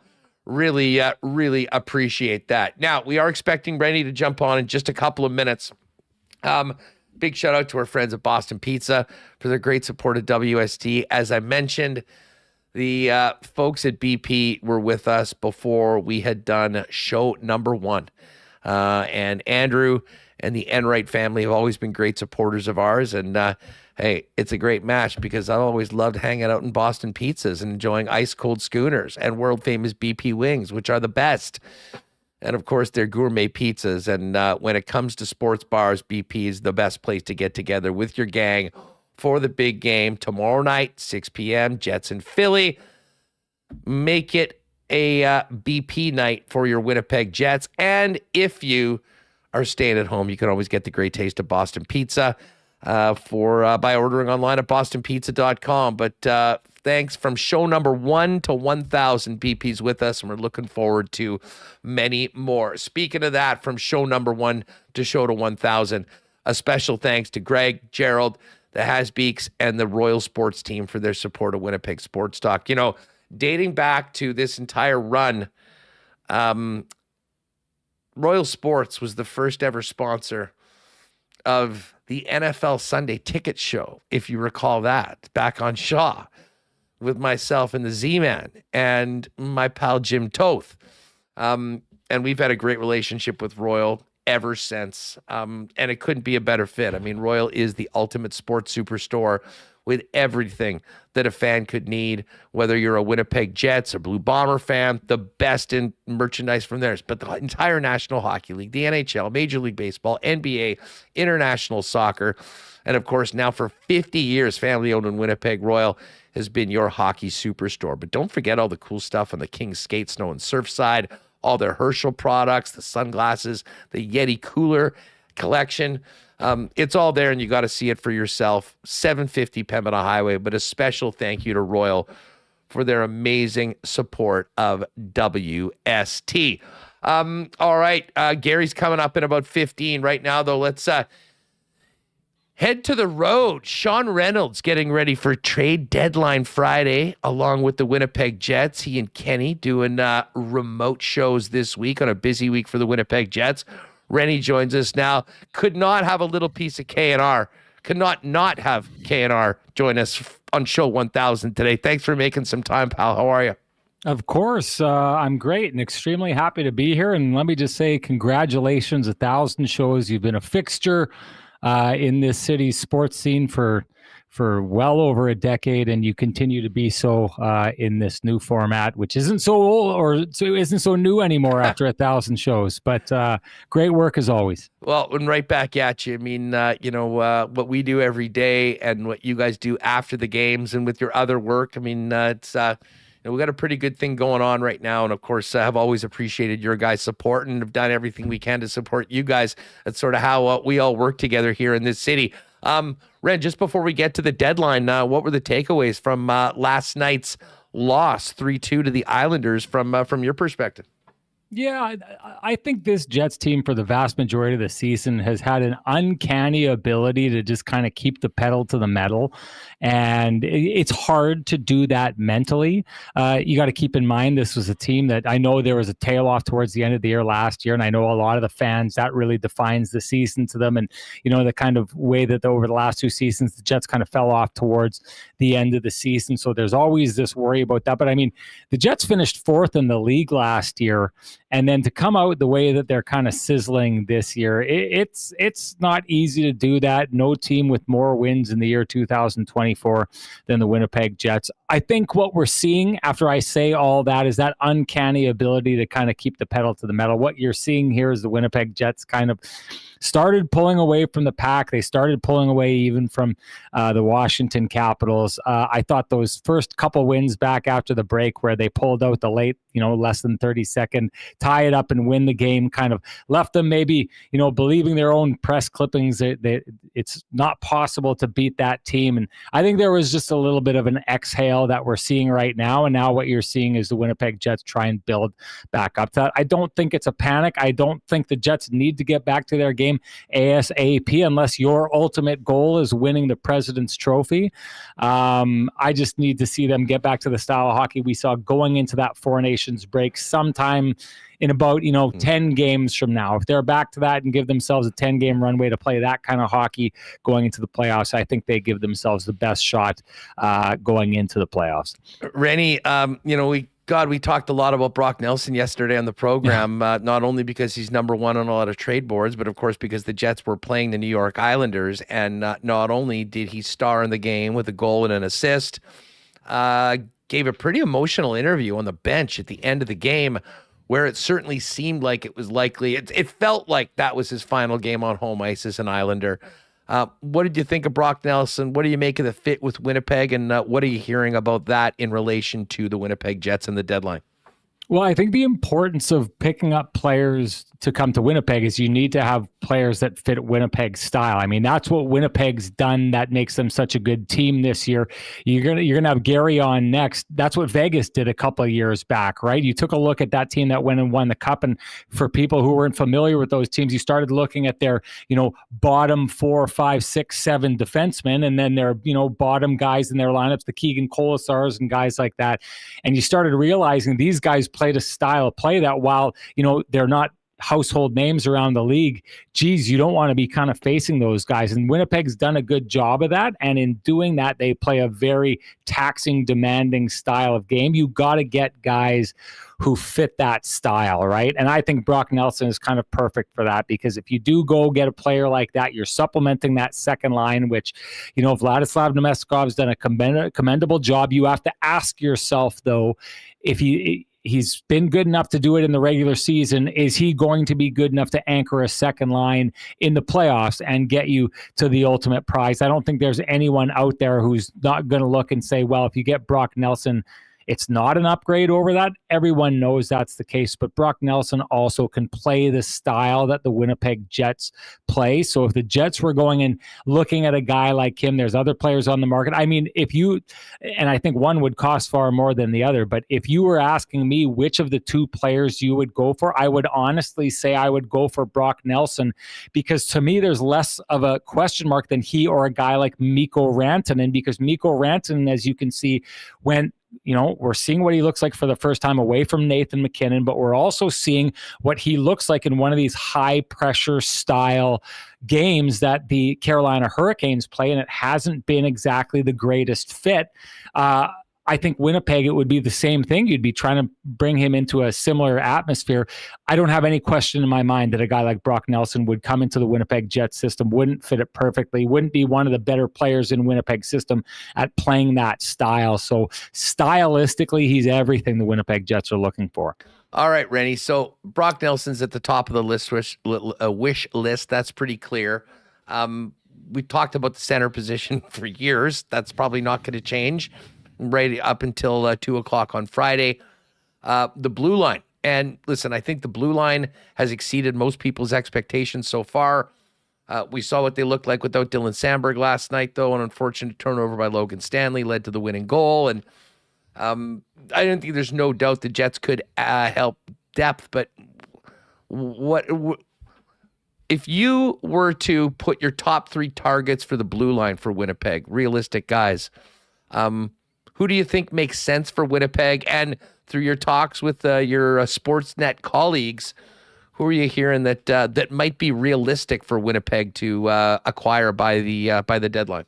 Well, it's a tricky year because you're looking and you're trying to find the sellers. And I mean, even New York is just, the Islanders are just 3 points back of a playoff spot. And if there's any team out there that should be able to say, well, we'll take a flyer on this and see if we can't make the playoffs, it's them. They did it the last 2 years. They fought themselves from out of a playoff spot back into the playoffs the last couple of years. So it's a strange year. It's definitely going to be a seller's market because there's, not a ton of teams right now that are looking like they need to tear down. And some of the teams that are looking to tear down, like you've heard this so much with Buffalo. Buffalo can't go and trade 3 of their top best players for a bunch of prospects and turn around and convince their audience and their fan base, hey, sorry it hasn't worked out. We're going to tear down all over again. They need to trade for real players back, and the Winnipeg Jets don't have that to give. So you're trying to find the specific team that are sellers. And so, I mean, I take a look at Shen in Nashville. I think he should be a prime target for the Winnipeg Jets to look to have him play kind of the exact same role that he played with Tampa the year that he won the cup with them. Just a big, gritty guy who's going to be able to give you, that fight, going to make it hard for guys to get to the net. And I won't even go 3. There's another one that I think would be a really good pickup for them. I think the Winnipeg Jets have been on him in the past. You're looking at a team like Utah that I don't necessarily think is going to be sellers, but they've got a lot of guys and a lot of guys on the back end. I would really be targeting a guy like Robert Bortuzzo. I think he's exactly what the Winnipeg Jets could use in their third pairing. Size, grit. He was brilliant, I thought, with the St. Louis Blues when they won the cup. These are the kind of guys that add that depth that you're looking for and don't bring a lot of the risk.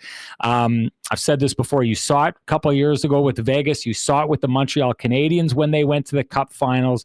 When you get those big trees on the back end that make it just impossible to get to the front of the net, you are a very difficult team to contend with. The Winnipeg Jets don't have enough of those. They could use more. Those are the kind of guys I think they need to be targeting. Hey, so I guess you're in Philly right now. Yeah.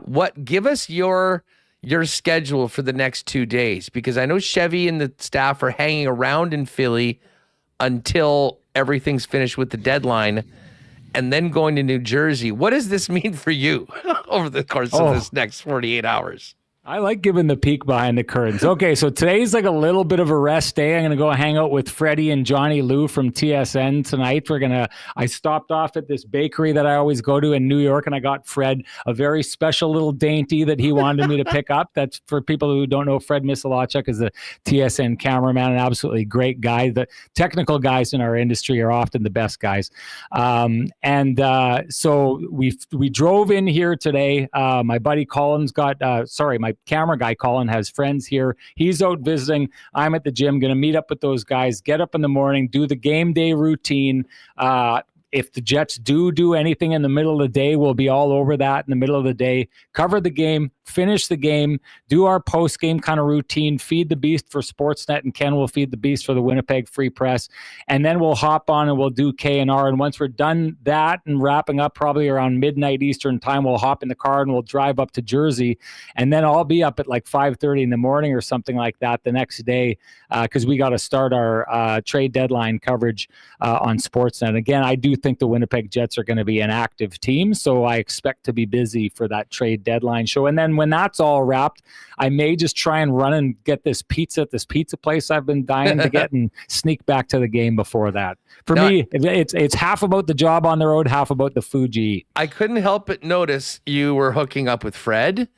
You're hooking up with John Lou, Colin.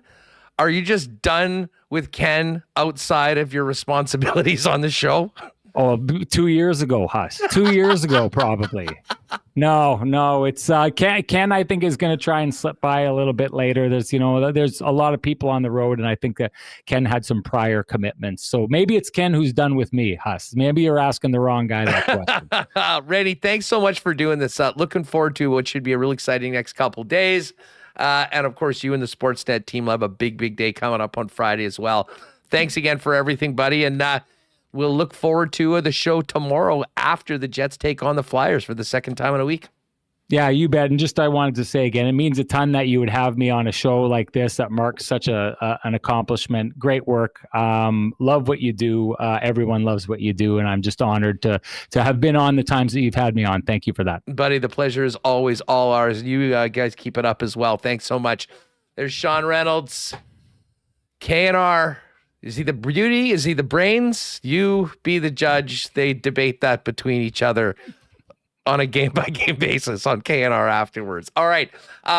Hey, thanks again to everyone that came out to our whiskey tasting event last week at the Manitoba Sports Hall of Fame. Listen, I think now with everything that's going on, I know a lot of people are focusing on Canadian products. And, hey, if you are a whiskey lover, you know that the standard in whiskey is Canadian Club. I'm sure you will have every option of Canadian Club products available right now with all the changes happening at your local Manitoba liquor marts.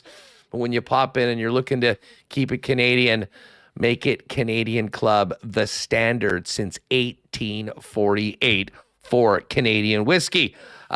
Gary's jumping on in just a minute. I do want to, speaking of keeping things Canadian and even more so keeping things local, remind you it is always a great time to both enjoy and support local with something like Winnipeg's favorite local brewery and a great sponsor of ours for most of our 1,000 shows, Little Brown Jug. You train day in and day out, learning new techniques, approaching new concepts, and living out the thrill of achieving your goals. Building craft beer is no different. While you spend your hours on the ice, we spend ours here, brewing our trademark beer. Again, and again. Here's to pushing the status quo and challenging ourselves to build something memorable. 1919 by Little Brown Jug. Speaking of Little Brown Jug, I look forward to having a few generic lagers in the boat at Aikens Lake Wilderness Lodge this summer. Of course, over the years, have had some of the greatest summer times at Aikens Lake Wilderness Lodge, which is just a truly one-of-a-kind place in our province. As we get ready for the fishing season, and Pitt, who is, I know, in with us earlier today in chat, I'm not sure if he's still here. He and his team are getting ready for another amazing summer. If you're looking for a truly world-class, one-of-a-kind fly-in fishing experience where you can be on the water in just a couple of hours from the city of Winnipeg, Aikens Lake is the spot. And, what makes Aikens so great is the fishing, the environment, but mostly the people. Even if you're stuck in a boat for 8 hours with scoundrels like our next guest, Gary Lawless of the Vegas Golden Knights, who I have spent some quality time with back in the day over at Aikens. The mediation has worked. Heavy negotiations have played out. And by popular demand, guess who's back for show 1000? None other than the big guy, my longtime partner on our old show at TSN. What's going on? Thank you. Credit to your people and your negotiating team for trying to find a middle here and making this happen. Well, really, the credit all goes to you. You apologized. You admitted that you wronged me, and once we got that, once we cleared the air in that regard, I was happy to join you for this auspicious occasion. Now, I want to know 1,000 episodes. I don't know. I worked with you and with Michael. I know about how diligent and hardworking you are. 1,000 shows, that's hard to do. It takes a lot of heavy lifting. So congratulations. I want to know what the executives at Winnipeg Sports Talk, what they have awarded you. Like, do you get 1,000 Bud Lights? Does Remo get 1,000 hours of Fortnite time for like a 1,000-hour pass from Mrs. Remis? How does what are the gifts? You know what? That's funny you say that, because I should, as one of the executives here, should help be a mediator and negotiator for Michael in those negotiations, because I think that's probably the more difficult one for him to swing. We haven't done. Listen, to be perfectly honest, Gary, considering the last month that I've had, and a special thanks to our friends at Coolbet, I'm not really looking for anything. I did the Costa Rica thing where I was off for a week. I did shows in Boston at the Four Nations. And honestly, I'm just thankful for the support of all of our sponsors and everyone here and good friends like you for a day like today. So I'm not sure it'll be that different afterwards. You know me, I'm usually celebrating something on most days of the week. So listen, it'll give me an little extra jump in my step after the show today. I got a little look into life with the Remis family today, and I logged on at 12:19. I was supposed to start my appearance here, which was precipitated by you apologizing to me for what you did to me the other night. Which, since you apologized, I guess I don't have to go into it. But so I get on here around 12:20. I got a text from Remis. Hop in around 12:34 if you can. I'm on now. Do you want me to disconnect? Because I was already on, and he's like, come at 12:34. Like, I don't know if if you pop out sometimes weighing down your connection or something. So, do you want me to disconnect? Do you want me to disconnect, or can I stay connected? You can stay if that's easier. He won't tell me. So then I said, please be direct and tell me what you want. I don't really care as long as you're on the call at 12:32 your time. I'm on. If it's easier for you to stay in here, that's good. I will stay. Great. Do you drive your wife nuts? Yes, for sure. Well, it's as I said, it is a nice little peek behind the curtain. There's a few curtains that have some funny things behind us, and we don't need to be looking behind any curtains. Sean Reynolds, I don't know why he brought that up, looking behind curtains. No one wants to look behind curtains. That's why we have curtains. We ditched the shower curtain days long ago, back on Osborne Avenue, as we've taken different paths over the course. But hey, listen, it is fun to have you on.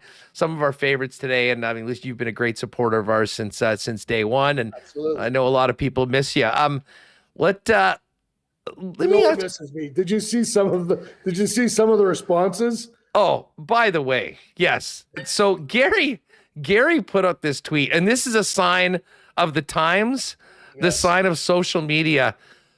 Those were some of the most bizarre responses to a tweet I have ever seen. And and I will say this, it was a couple of the Vegas people that obviously don't get our shtick and our relationship. Yes.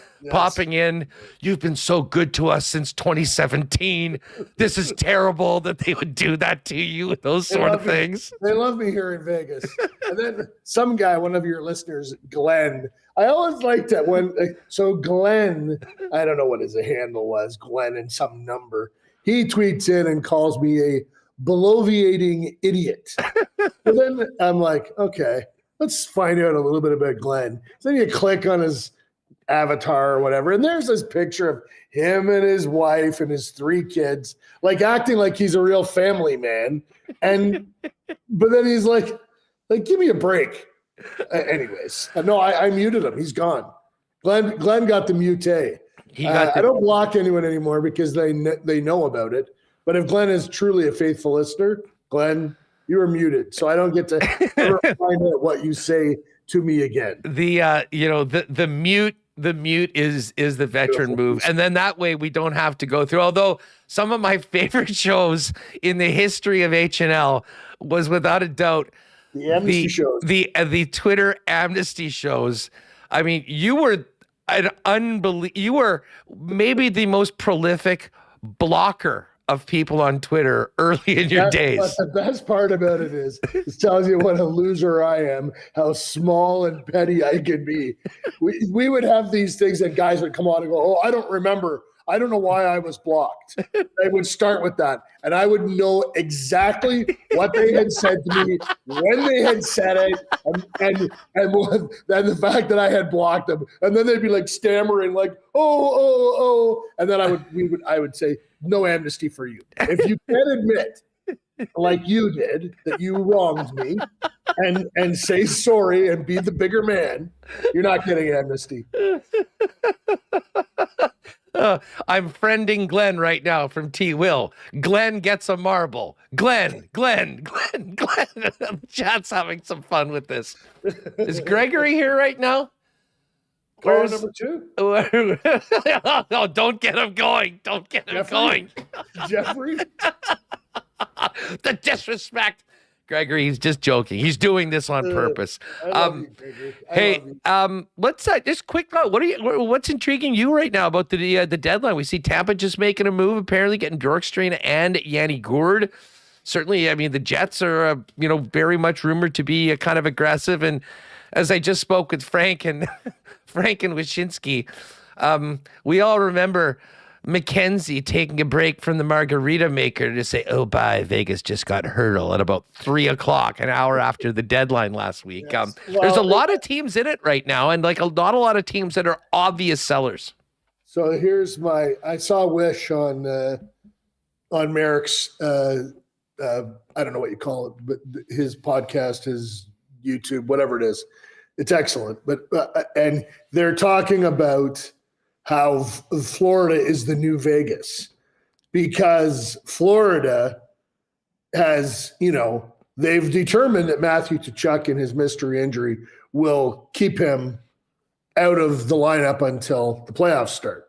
So that gives them the cap space to go get Seth Jones. So when Vegas does it, they're ruthless. And Wyshynski says today, it's not ruthless. That's what it takes to be a champion. So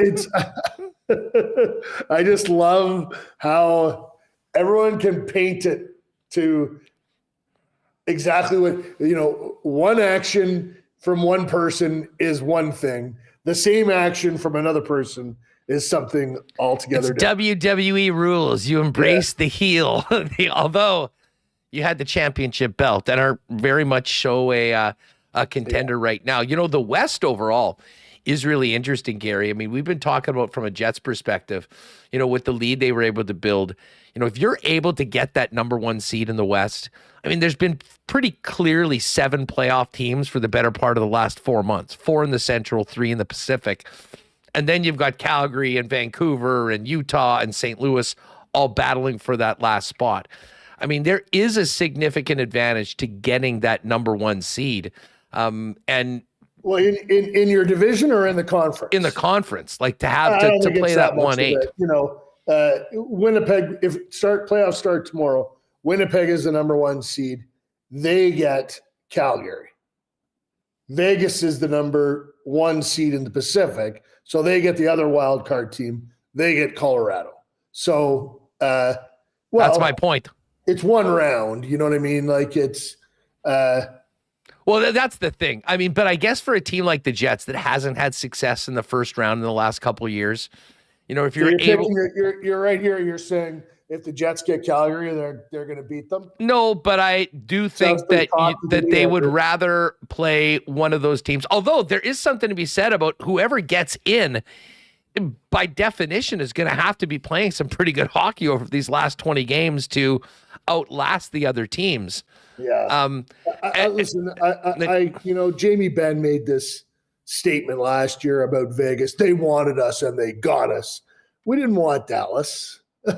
You know what I mean? Like Vegas limped in because of injuries last year, and that's what happened. And Dallas was, they won a series. Good for them.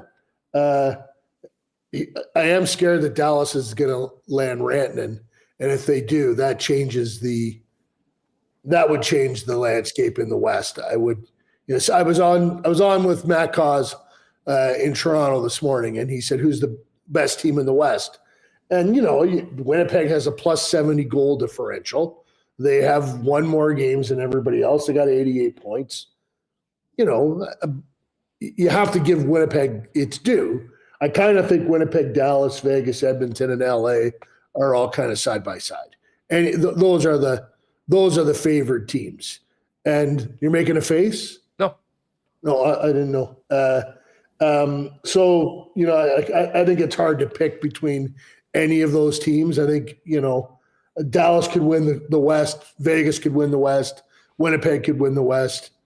LA or Edmonton, listen, Edmonton. Oh, did you see that game last night? Yeah, but don't sleep on them. No, definitely not. It's just you can't believe that a team that good is getting run out of their own rink by the Anaheim Ducks. But, you would know this. And let me, actually, I'm interested. I would say this. If Connor McDavid is injured, they should shut him down. Because they're not going anywhere with that. Mark Spector just said, if Connor McDavid is 75% of himself, then the Oilers are 75%. I just saw this clip on Twitter. Then the Oilers are 75% of what we expected them to be. That's very accurate.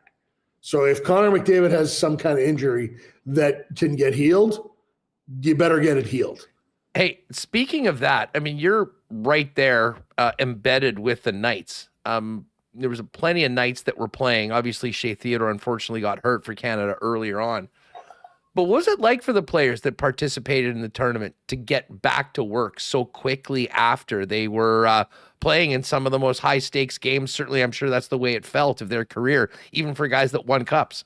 Everybody's different. Like Noah Hannafin was completely energized. He's got 6 assists since he's returned. He came back and because of the injury to Theodore, he's the number one. He's on the number one power play unit, and he's got a hot stick right now. Jack Eichel, I think, looked a little emotionally spent for a couple of games, and they held him out of practice basically for 10 days. And he looked fantastic the other night in that win over New Jersey. Mark Stone looked a little emotionally spent as well. They kept him off the ice. He looked really good the other night against New Jersey. Also, Aiden Hill has stopped 59 of 60 shots since he came back. And Shane Knighty said, Shane is very smart. And every once in a while, he'll say something and we'll steal it. But I always give credit. He said, we were watching their first practice back, and he looked at Aiden Hill and he said, well, he's just been at a fantasy camp, a goalie fantasy camp with the best shooters in the world.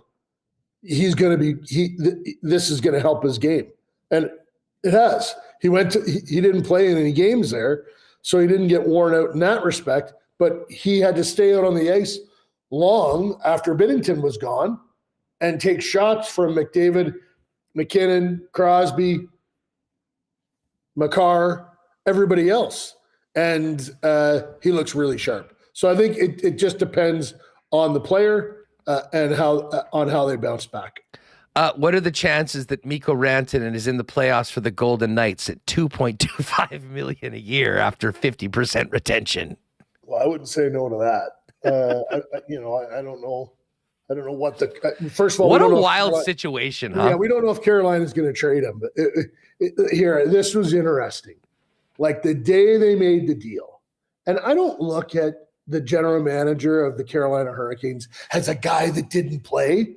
Like there's no, like the fact that there are some people that want to have this division, like Kyle Dubas didn't play. You know who else didn't play? Kelly McCrimmon never played a game in the NHL. Okay. Like there's not this imaginary, Doug Armstrong never played in the NHL. I don't think there's not this division of guys that played and guys that didn't play. There are smart people who work hard to climb the ranks and become general managers in the NHL. They made the trade. I don't know if they thought they were going to be able to sign him or if there was an indication that he would sign. But they made their trade, and then they made their offer to him. They've offered him over $100 million, according to Friedman. And he said, I'm not sure. So they're in a pickle, for sure. I don't blame them for making the trade. He is a difference maker. You can make the argument that he's the best winger in the National Hockey League. He's there with Marner, Stone, Kucherov. Like he's an elite wing. If he doesn't sign, you have to, and he's not going to sign before the deadline.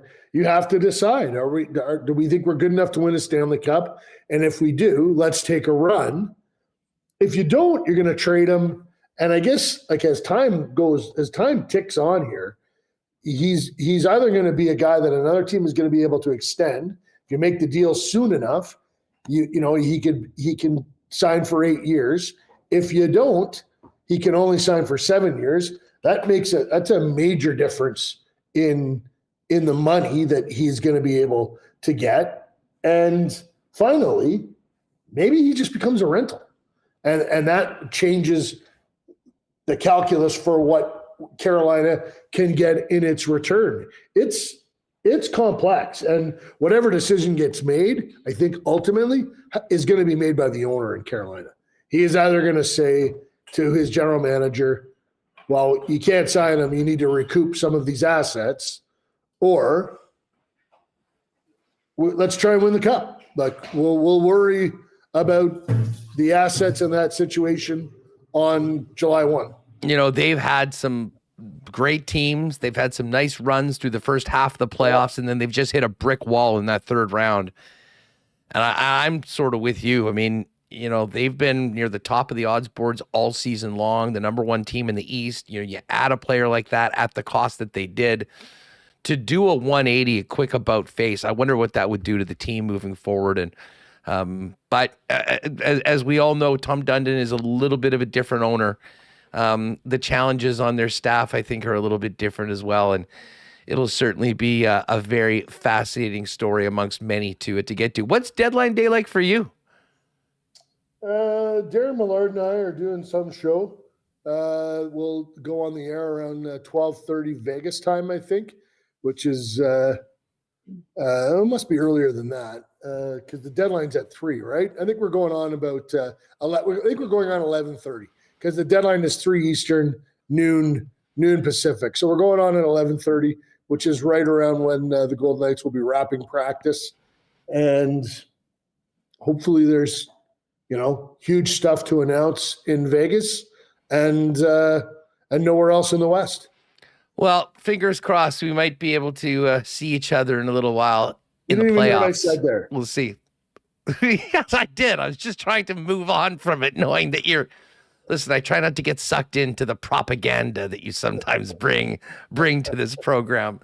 Hey, pal, listen, it's been a great run here, but obviously it all started doing stuff together. Great to have you on the program today, and I know Michael feels the same way. So we'll wish you some semblance of luck with your current squad up to a certain point, but always great having you on the program, especially on a bit of a milestone day. What's the chat saying about Glenn right now?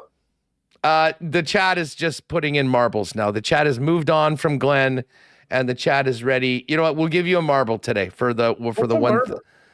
Well, stick around and see. The world famous Winnipeg Sports Talk marble race is coming up in a little bit. I can't stick around. You've already cut into it. Well, you can check it on YouTube later. That's the beauty of it. At the end of the program, we got a game tonight. Tell me what a marble is. Well, everybody gets a marble, and we do a massive marble race via this program called Marbles on Stream. Normally we do it at the end of every Friday show to go into the weekend. It's sort of fun screwing around once we're done all the other business. I don't want to be part of this at all.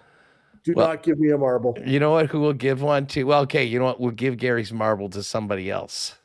Yes, give it to Gregory. And I'll wait. Well, Gregory's going to be in here. Tyson, Gary is so evil. I miss that. LMAO. My dog just entered the chat. Nice. How is Scout doing? Scout passed away 3 years ago, but thanks for that, Sorry Andrew. to hear about that. Yeah, that's Via.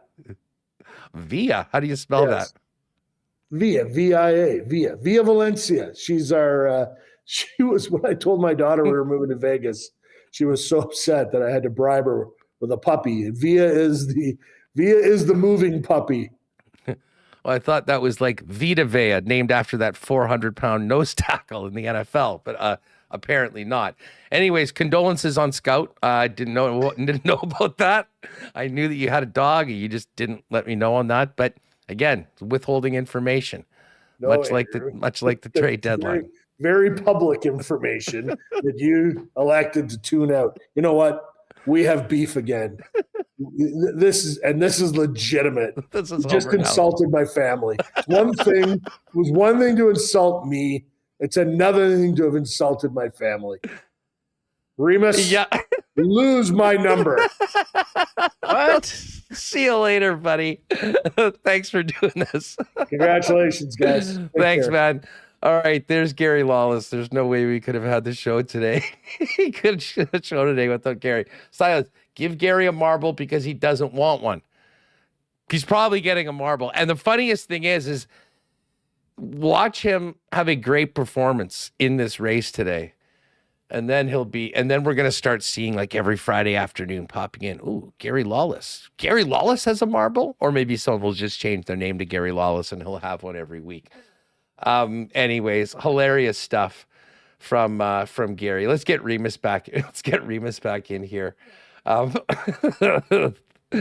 Reem, I gotta say, I mean, in addition to, first off, thanks to for all the support and all the kind words from everybody in the chat today and all the very generous super chats. The chat, I'm not sure if the chat has ever been as crazy as it has been today, between talking about show 1000 and then everything else. That is it's brought all the regulars and many newbies out, and they've been getting after it.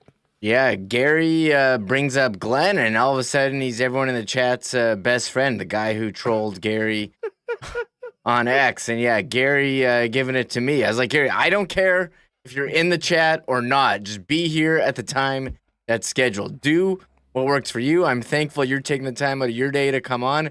You be comfortable. It doesn't matter. It doesn't matter to me. And then he starts bringing up my my family life. So. Yeah, just imagine dealing with you like, so, Michael, what should we do? Basically, your default response, I don't care, as long as they're getting this done. And it's really bad. My wife will ask me a question, and I'll just respond, well, what do you think? And she's like, well, why don't you just answer it? So Gary was not wrong with his assessment. All right, listen, I want to mention to everyone as well, at the bottom of the hour, we're going to have some fun. We're going to get into the lines for tonight, and then we're going to do a marble race. And I think we're going to basically end at the bottom of the hour and do a self-raid over into the story of Winnipeg Sports Talk. And Remo, you can speak to this. I mean, Connor, it was a while ago. He interviewed both of us on just everything that happened at the end of the station and starting this and building it. And, he did a really, really good job on, kind of putting it together. You described it as almost like a VH1 behind the music. I thought that was a great description. It was pretty cool. He did this last summer. I mean, the story's still the same, but maybe some of the numbers have expired since that are listed. But he did a lot, and I never. We sent it, and I don't like hearing my own voice, so I wasn't sure when we were going to use it. But I listened to it right when it was, but again, it had been a while. But I remember it was awesome. Yeah, and so I put it together, and it's just a story of, the end of the old station and starting this up. And I did it through interviews with us. There's some narration in there as well. I thought it was really well done, and this is kind of the perfect day to release it. So it's good. So stick around, and we'll do a self raid. And for podcast listeners, we'll throw that up on the pod too after today's episode, and you can check it out there as well. But of course, I know Connor's in the chat. Big shout out to him. What a great addition he's been to our team here, and obviously, you're going to want to, you're definitely going to want to tune in Sunday morning. Imagine this might be, they've had some big Sunday lives over the past month as it continues to grow. But with the deadline on Friday, a game on Friday, another game on Sunday against the Carolina Hurricanes, and who knows what's happening with Mikko Rantanen and that team. The Sunday show is going to be must listen. So 9 a.m. Another reason why you should turn notifications on. Subscribe to the YouTube channel, put notifications on. You'll get a little bit, oh, that's right, it's 9 a.m. Sunday morning. Time to turn it on and get after it with Connor as well as Liz and Jacob Stoller for it.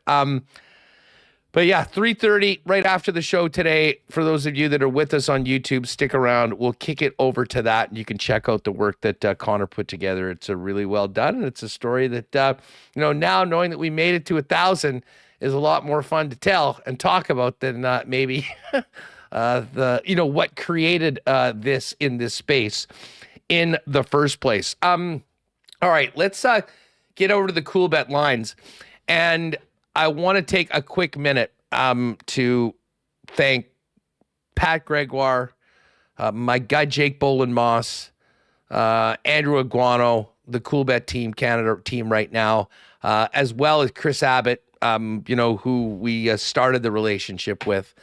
I'd been a better at Coolbet. I mean, I always thought they had the best golf odds, and I love betting golf, so I was using the site. And Chris got in touch with me back in the TSN days.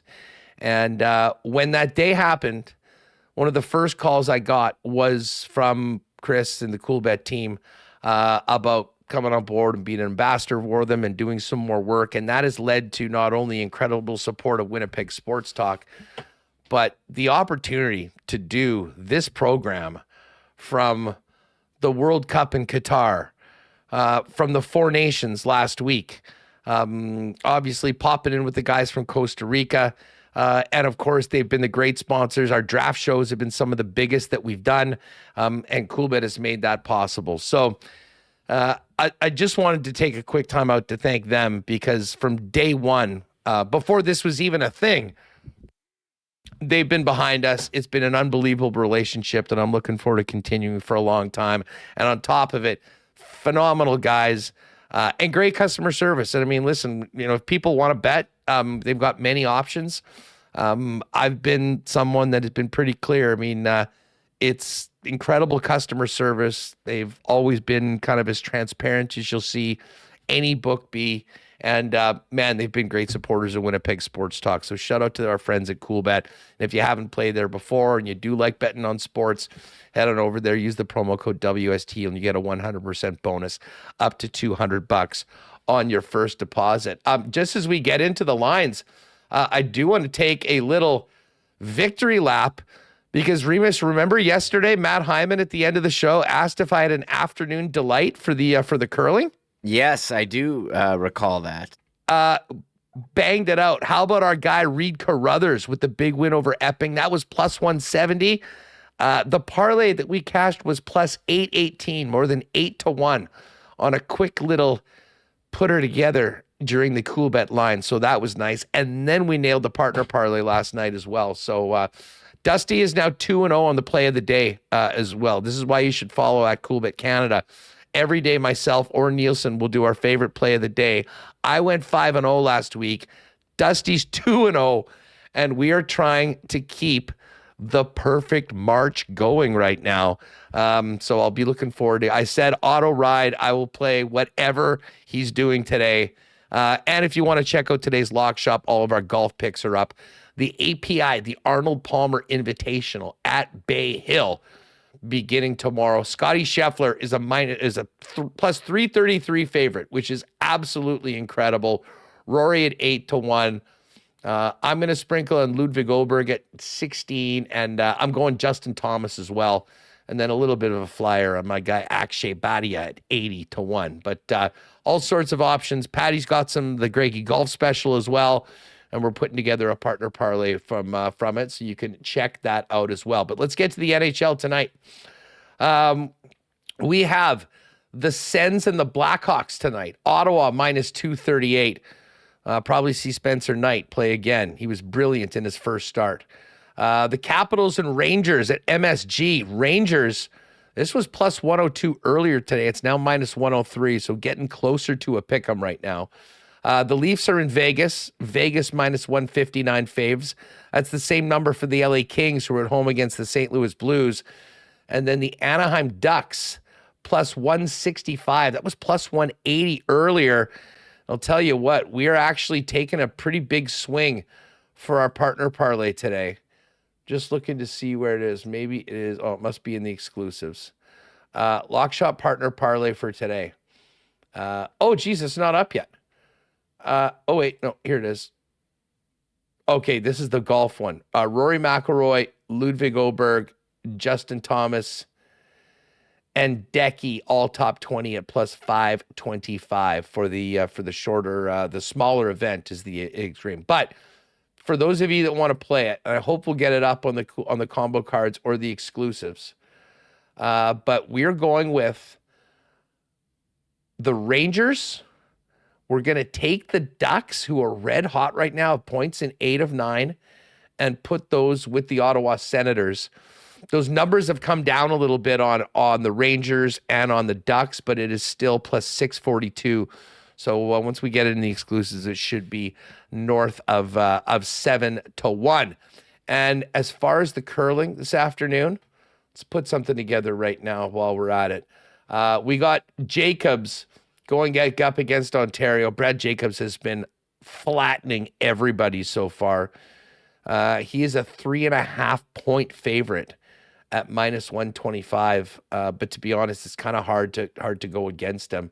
And Mike McEwen it's the Battle of Saskatchewan, Kleider versus McEwen. Do like McEwen in this spot. Yeah, we'll lay the 2.5 on this one. PEI and the Northwest Territories.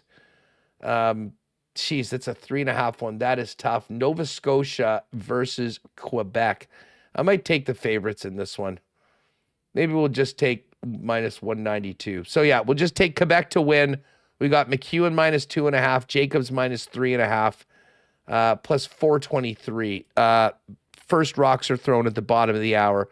So if you want to get in on what is happening right now over at Coolbet for the Briar, you can do that immediately before 3:30 and get those in.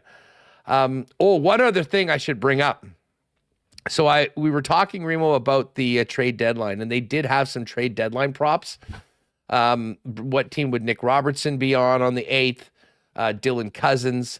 They've added Brock Besser. So here's your option. I mean, what organization will Besser be with on March 8th? The Canucks still minus 286.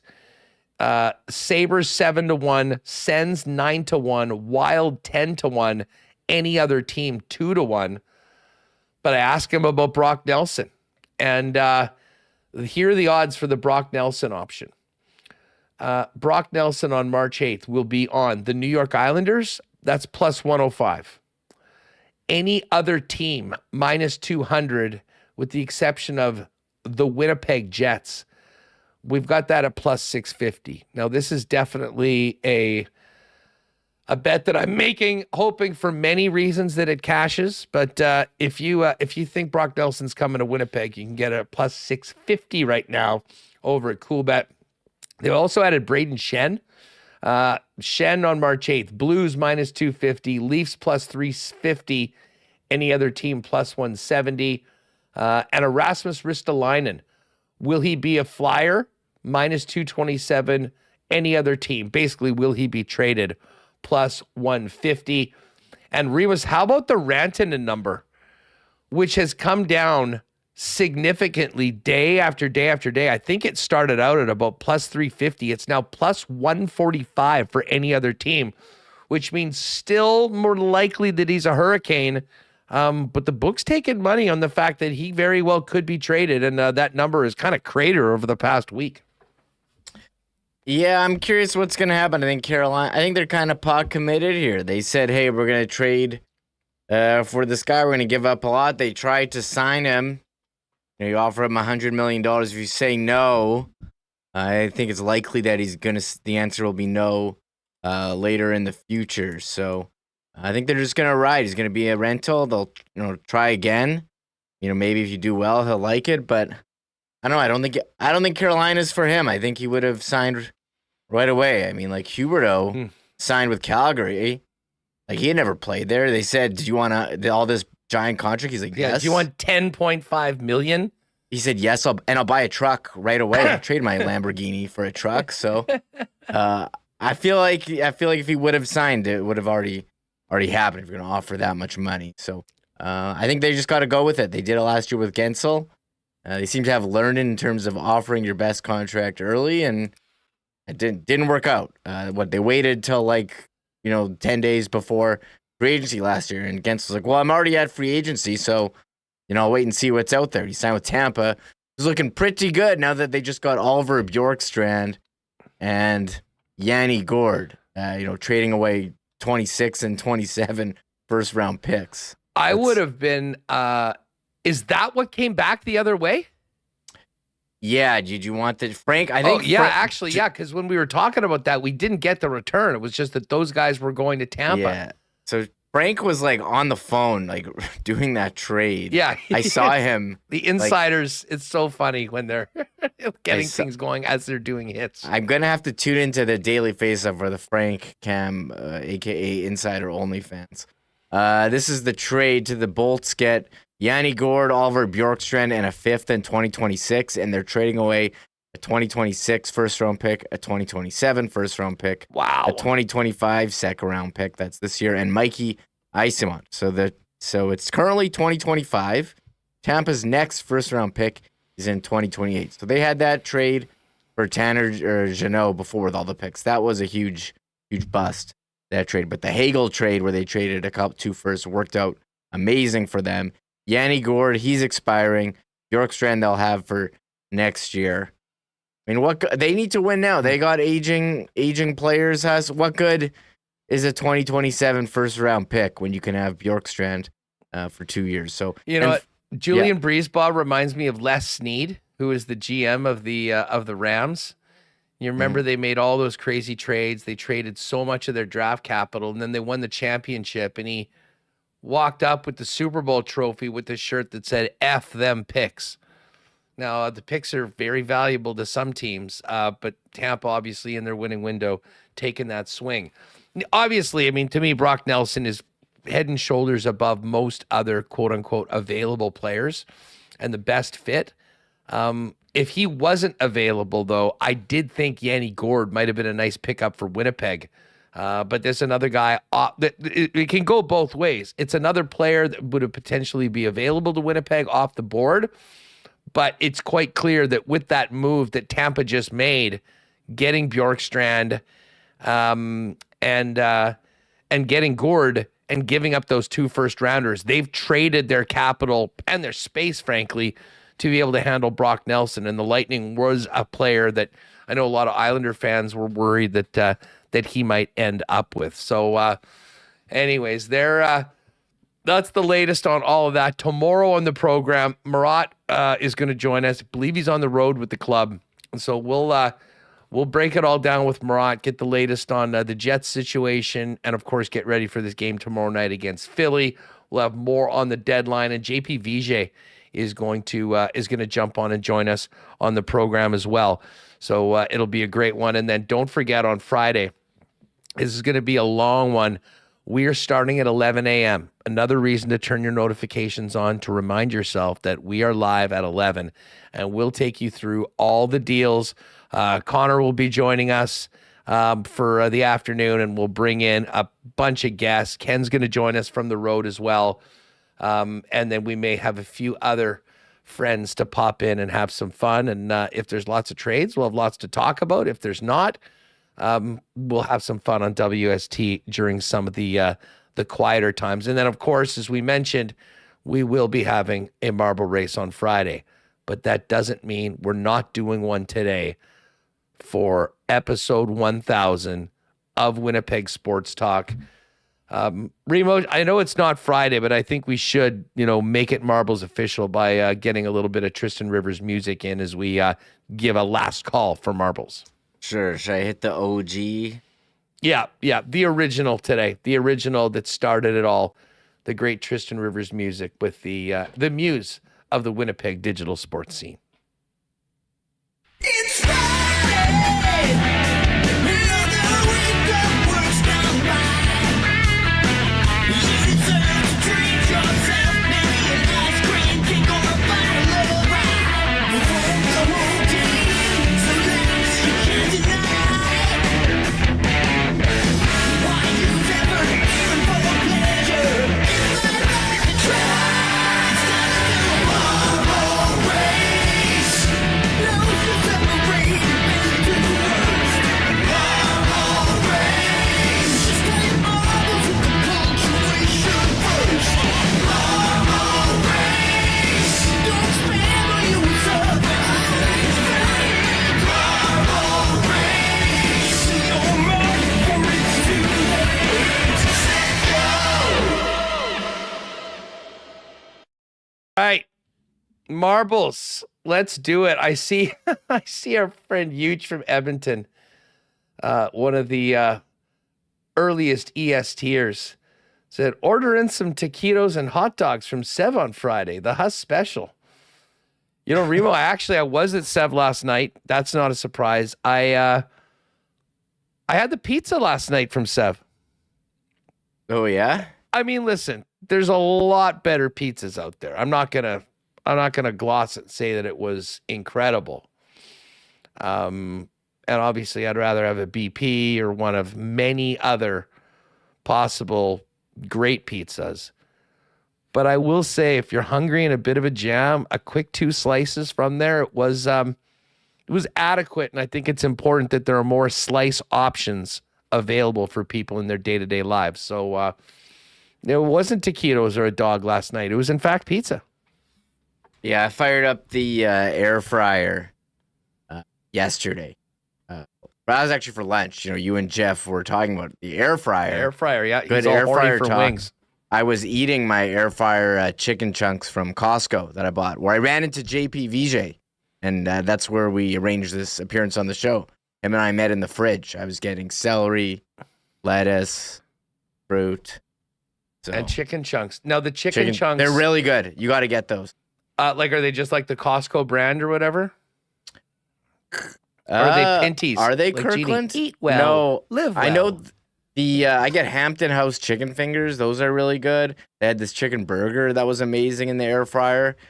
Are they Kirkland? I actually can go check my freezers. I don't know if they actually are Kirkland. I know what the bag looks like. I get Sunrise Farms frozen wings. Throw those in the air fryer.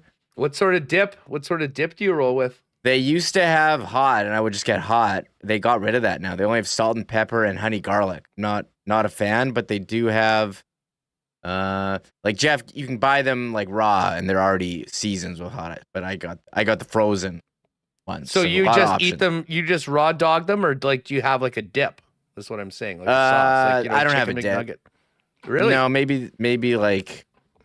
No, I don't think I have ranch or anything here. No, I just eat them. Whatever they have. Hot sauce. I got Frank's Red Hot. So nicely done. Hustlers, your go-to 7-Eleven, the one across from Fred Tipping Place. I don't know where that is, but no, my number one is According to Arbuthnot. And Rat River Rebel. What Sev delicacy will you have after the 1000th episode? I'm thinking a dairy milk. That my new thing is the dairy milk with the tiny mini eggs in them. What? Yeah, dairy milk with mini eggs. I'm and by the way, Easter's coming up, I guess, so we're into mini egg season. I also did try. And I really should start doing videos of these things, separately, like trying new snack foods that people are probably curious about. Mm-hmm. I did try for the first time the Mr. Beast Feastables bar, Remis. And? Which it was actually really good. A little more expensive. And I mean, everything's getting so expensive now. I think it was like $4.49. Not sure whether the value proposition was there. But if you like peanut butter cups, which I absolutely love, probably number one on my power poll, the Feastable Mr. Beast bar chocolate peanut butter was actually pretty damn good. So Fred tipping on Osborne by Sam. Yeah, no, that's the Osborne down on South Osborne. No, I mean, I'll pop by. That is actually a nice one. I still can't believe, just quickly speaking of Seb before we do this marble race. Okay, Reem, remember they opened the Sev by the old station on Pembina Highway? Yeah. I remember that one. Like, it opened like right towards the end of TSN 1290. Yeah, I'd actually stop in there and get coffee on the way to work. It's shut down now. Really? It's boarded up. It is not, like they just closed it.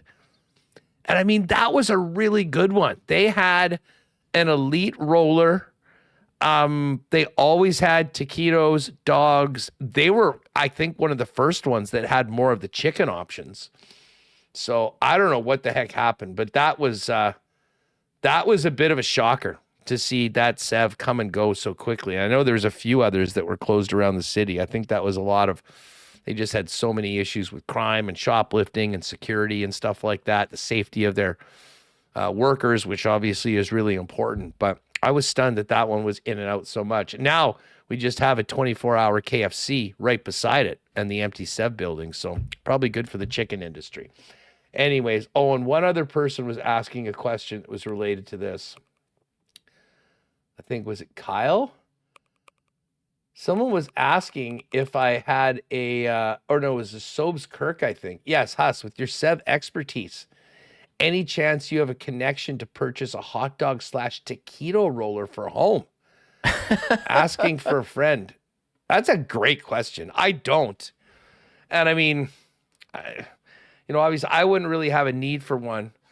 But a roller. Do you remember, Remis? I don't know whether you're old enough, but like River Heights Community Center used to have a hot dog machine that you would basically take the dogs and you would stick them on a little metal rod. Okay. And they would they would get cooked under a heat lamp. And then the buns were in the top. There was water in them. The steamed buns were really good. I still remember how great those hot dogs were. But I'm not sure if I've ever seen another hot dog machine like that since the old House of Pain, RHCC. I don't remember that. I remember the fry machine, the fry vending machine there. Yeah, the vending machine. That was a huge technological advancement. They were actually pretty good too. Yeah, and the skate vending machine, which I never did. The old ones, but it's funny, everyone just uses the automatic like Sparks machines now. So automatic skate sharpening technologies come a long way here in like 30 years. But no, I don't recall that hot dog. I remember they had slush puppies. It was a big hit there. Not a hot dog. Johnny Bender, we got a hot dog roller for my beer league team. We turn it on after the second period. What? So when the game is over, the hot dogs are ready in the locker room. What? No way. Okay, Johnny Bender, that is huge. Which one? I might be available to like coach or manage or just be like on the bench. If I knew that there were fresh dogs on the roller coming off after the game. I've heard of. It might be the best thing I've ever heard. I haven't heard of that, but I've heard of other teams where like a guy will leave the bench mid-game and get like mixed drinks ready in the locker room when the game's over. I haven't done that, but that's dedication there to the post game. Yeah, like a lot of teams, like we've heard a lot of guys getting cocktails ready or beers, having on ice. I mean, for sure. I mean, you're talking a few levels above. If you were cranking out a hot dog roller, timing it so that when the boys get off and crack one, you've got dogs for everybody, win or lose. That is some great stuff. The hot dog roller, I thought it was going to be like an expensive thing. I'm looking online, like charge everyone a certain amount. That's pretty sweet to have dogs ready to go in your dressing room. Your kids probably love hot dogs. Yeah, I think they're okay. They're okay. My kids actually, they like a lot of things, but chicken fingers, unfortunately, not on the list. But I think hot dogs. Chicken fingers, no. Geez, that's funny. I know, because I suggest them every day in the air fryer. I'm like, give me some chicken fingers. The kids don't like them. It's okay. They like a lot of other stuff. You can't win them all, Huss. Yeah, bring in Huss to do the analytics and get the dogs out. And Wicked John, small town hockey rinks still sell slush puppies. It is true. You get out of the city a little bit, or some of the places that have just been doing things like that for a long time, and you can get a good blast from the past. All right, Connor, we've got the behind the music WST episode put together by Connor. That's going to go in about 5 minutes. So let's do this marble race right now, Reem. By the way, shout out to my pal Nick Ziff over at Nicolino's restaurant. Nick fired me a message saying congratulations. Wanted to give us some GCs to maybe involved in the marble race coming up soon. So maybe we'll have a special prize for Friday at the end of our big trade deadline and anniversary show on it. What are we going to do? An old tried and true track today? Yeah. Or are we going to do a newer one? It's a new marble season. I couldn't find a good one. I was going to do Rusty Remnant. Are we good with Rusty Remnant? What about Slippery Slopes? We're just about at the end of winter. We never really used that one. Maybe we did once. Sure. I've always thought that was one of the best ones. That's our signature track. Sure. We got 207 marbles. I'm okay with the Slippery Slope. Always a good finish. Super slope. Okay, now put in Hustler in all caps, and Remis, we need you in all caps today too. Oh, I didn't put myself in. I put all the guests in. Yeah, well, the guests are fine, but can you put yourself in? We need to. This is a special 1,000th race. We need to have you have a marble. I will have a marble, and everyone just loving the hot dog cut. All caps, Kyle. Yeah, nothing like having the glizzies in the chain room while Hawks are hanging out. But here, hey, you know what? Guys in the room are adults. They're teammates. They can be half naked or fully naked and have a hot dog and a cold one afterwards. No big deal. Lots of air fryer talk too. Kabilis, by the way, Kabilis, thanks for that super chat earlier, buddy. Air fryer is a life-changing item. Kevin Kowalk did meatballs in the air fryer the other day. Oh. Elite. And then it's your boy Bruce. Ziff is a legend. Love that guy. And Nicolino's is the best resto. Great stuff. I got the frozen meatballs from Costco. Did them in the air fryer too. Those are good. Interesting. I think that's probably what we were talking about. Yeah. All right, here we go, gang. We got 200. Did you put yourself in? I did. Right on. Okay, good luck. May the best co-host win. Folks, one more time. I don't know how many of these we've done through the first 1,000 shows, but we've probably done. When did we do the first one, Remis? Like, how long did we do WST before the first marble race happened? A couple months, I think, and then we started doing it every week. Okay, so we've done it once a week for the better part of the last probably 3 years and 8 or 9 months. So we're probably pushing 100 or so. Anyways, good luck to everyone. We will have a WST hoodie. This is an official marble race.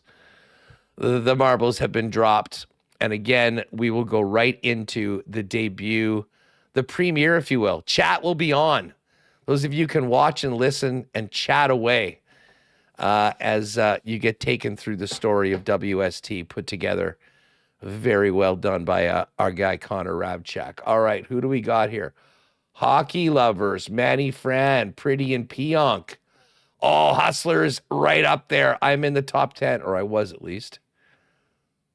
Would love to have a strong performance here in the anniversary race. Out of the top 10 right now. Manny Fran, Gintelligence. Oh, Waiters looking pretty good. Slippery Slopes. I do remember Slippery Slopes. It's quite important to get into a good position when you're getting into the first set of skis. Hey, there I am. Which are coming up soon. Yeah, both of us in the mix, right? Oh, Remis was just in first. I'm in first, yeah. He's in second right now. Once you get into the skis, though. If you have a strong performance, you need to start putting yourself in every day. We should, for the rest of the year, have some sort of a competition between who's signing out. Look at this. Wouldn't this be something, Remis, who never puts in a marble for himself, gets forced to put one in, and he is in. I think you're in first right now. I am, but again, you got to wait till you get into the ski, and it'll get all. It's true, but it's important to get into the skis first. So I think this is going to be okay. So there's Scott Westman. Remis has stopped. Now he's picked it up a little bit. Okay, Scott Westman, another one of our great supporters.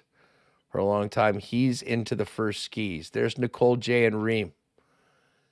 And now Remis actually might have done a good job in hitting those first. Uh-oh, M. Sheldon and Hockey Lovers, who was in first place, just got popped. Rick Fair over the top rope.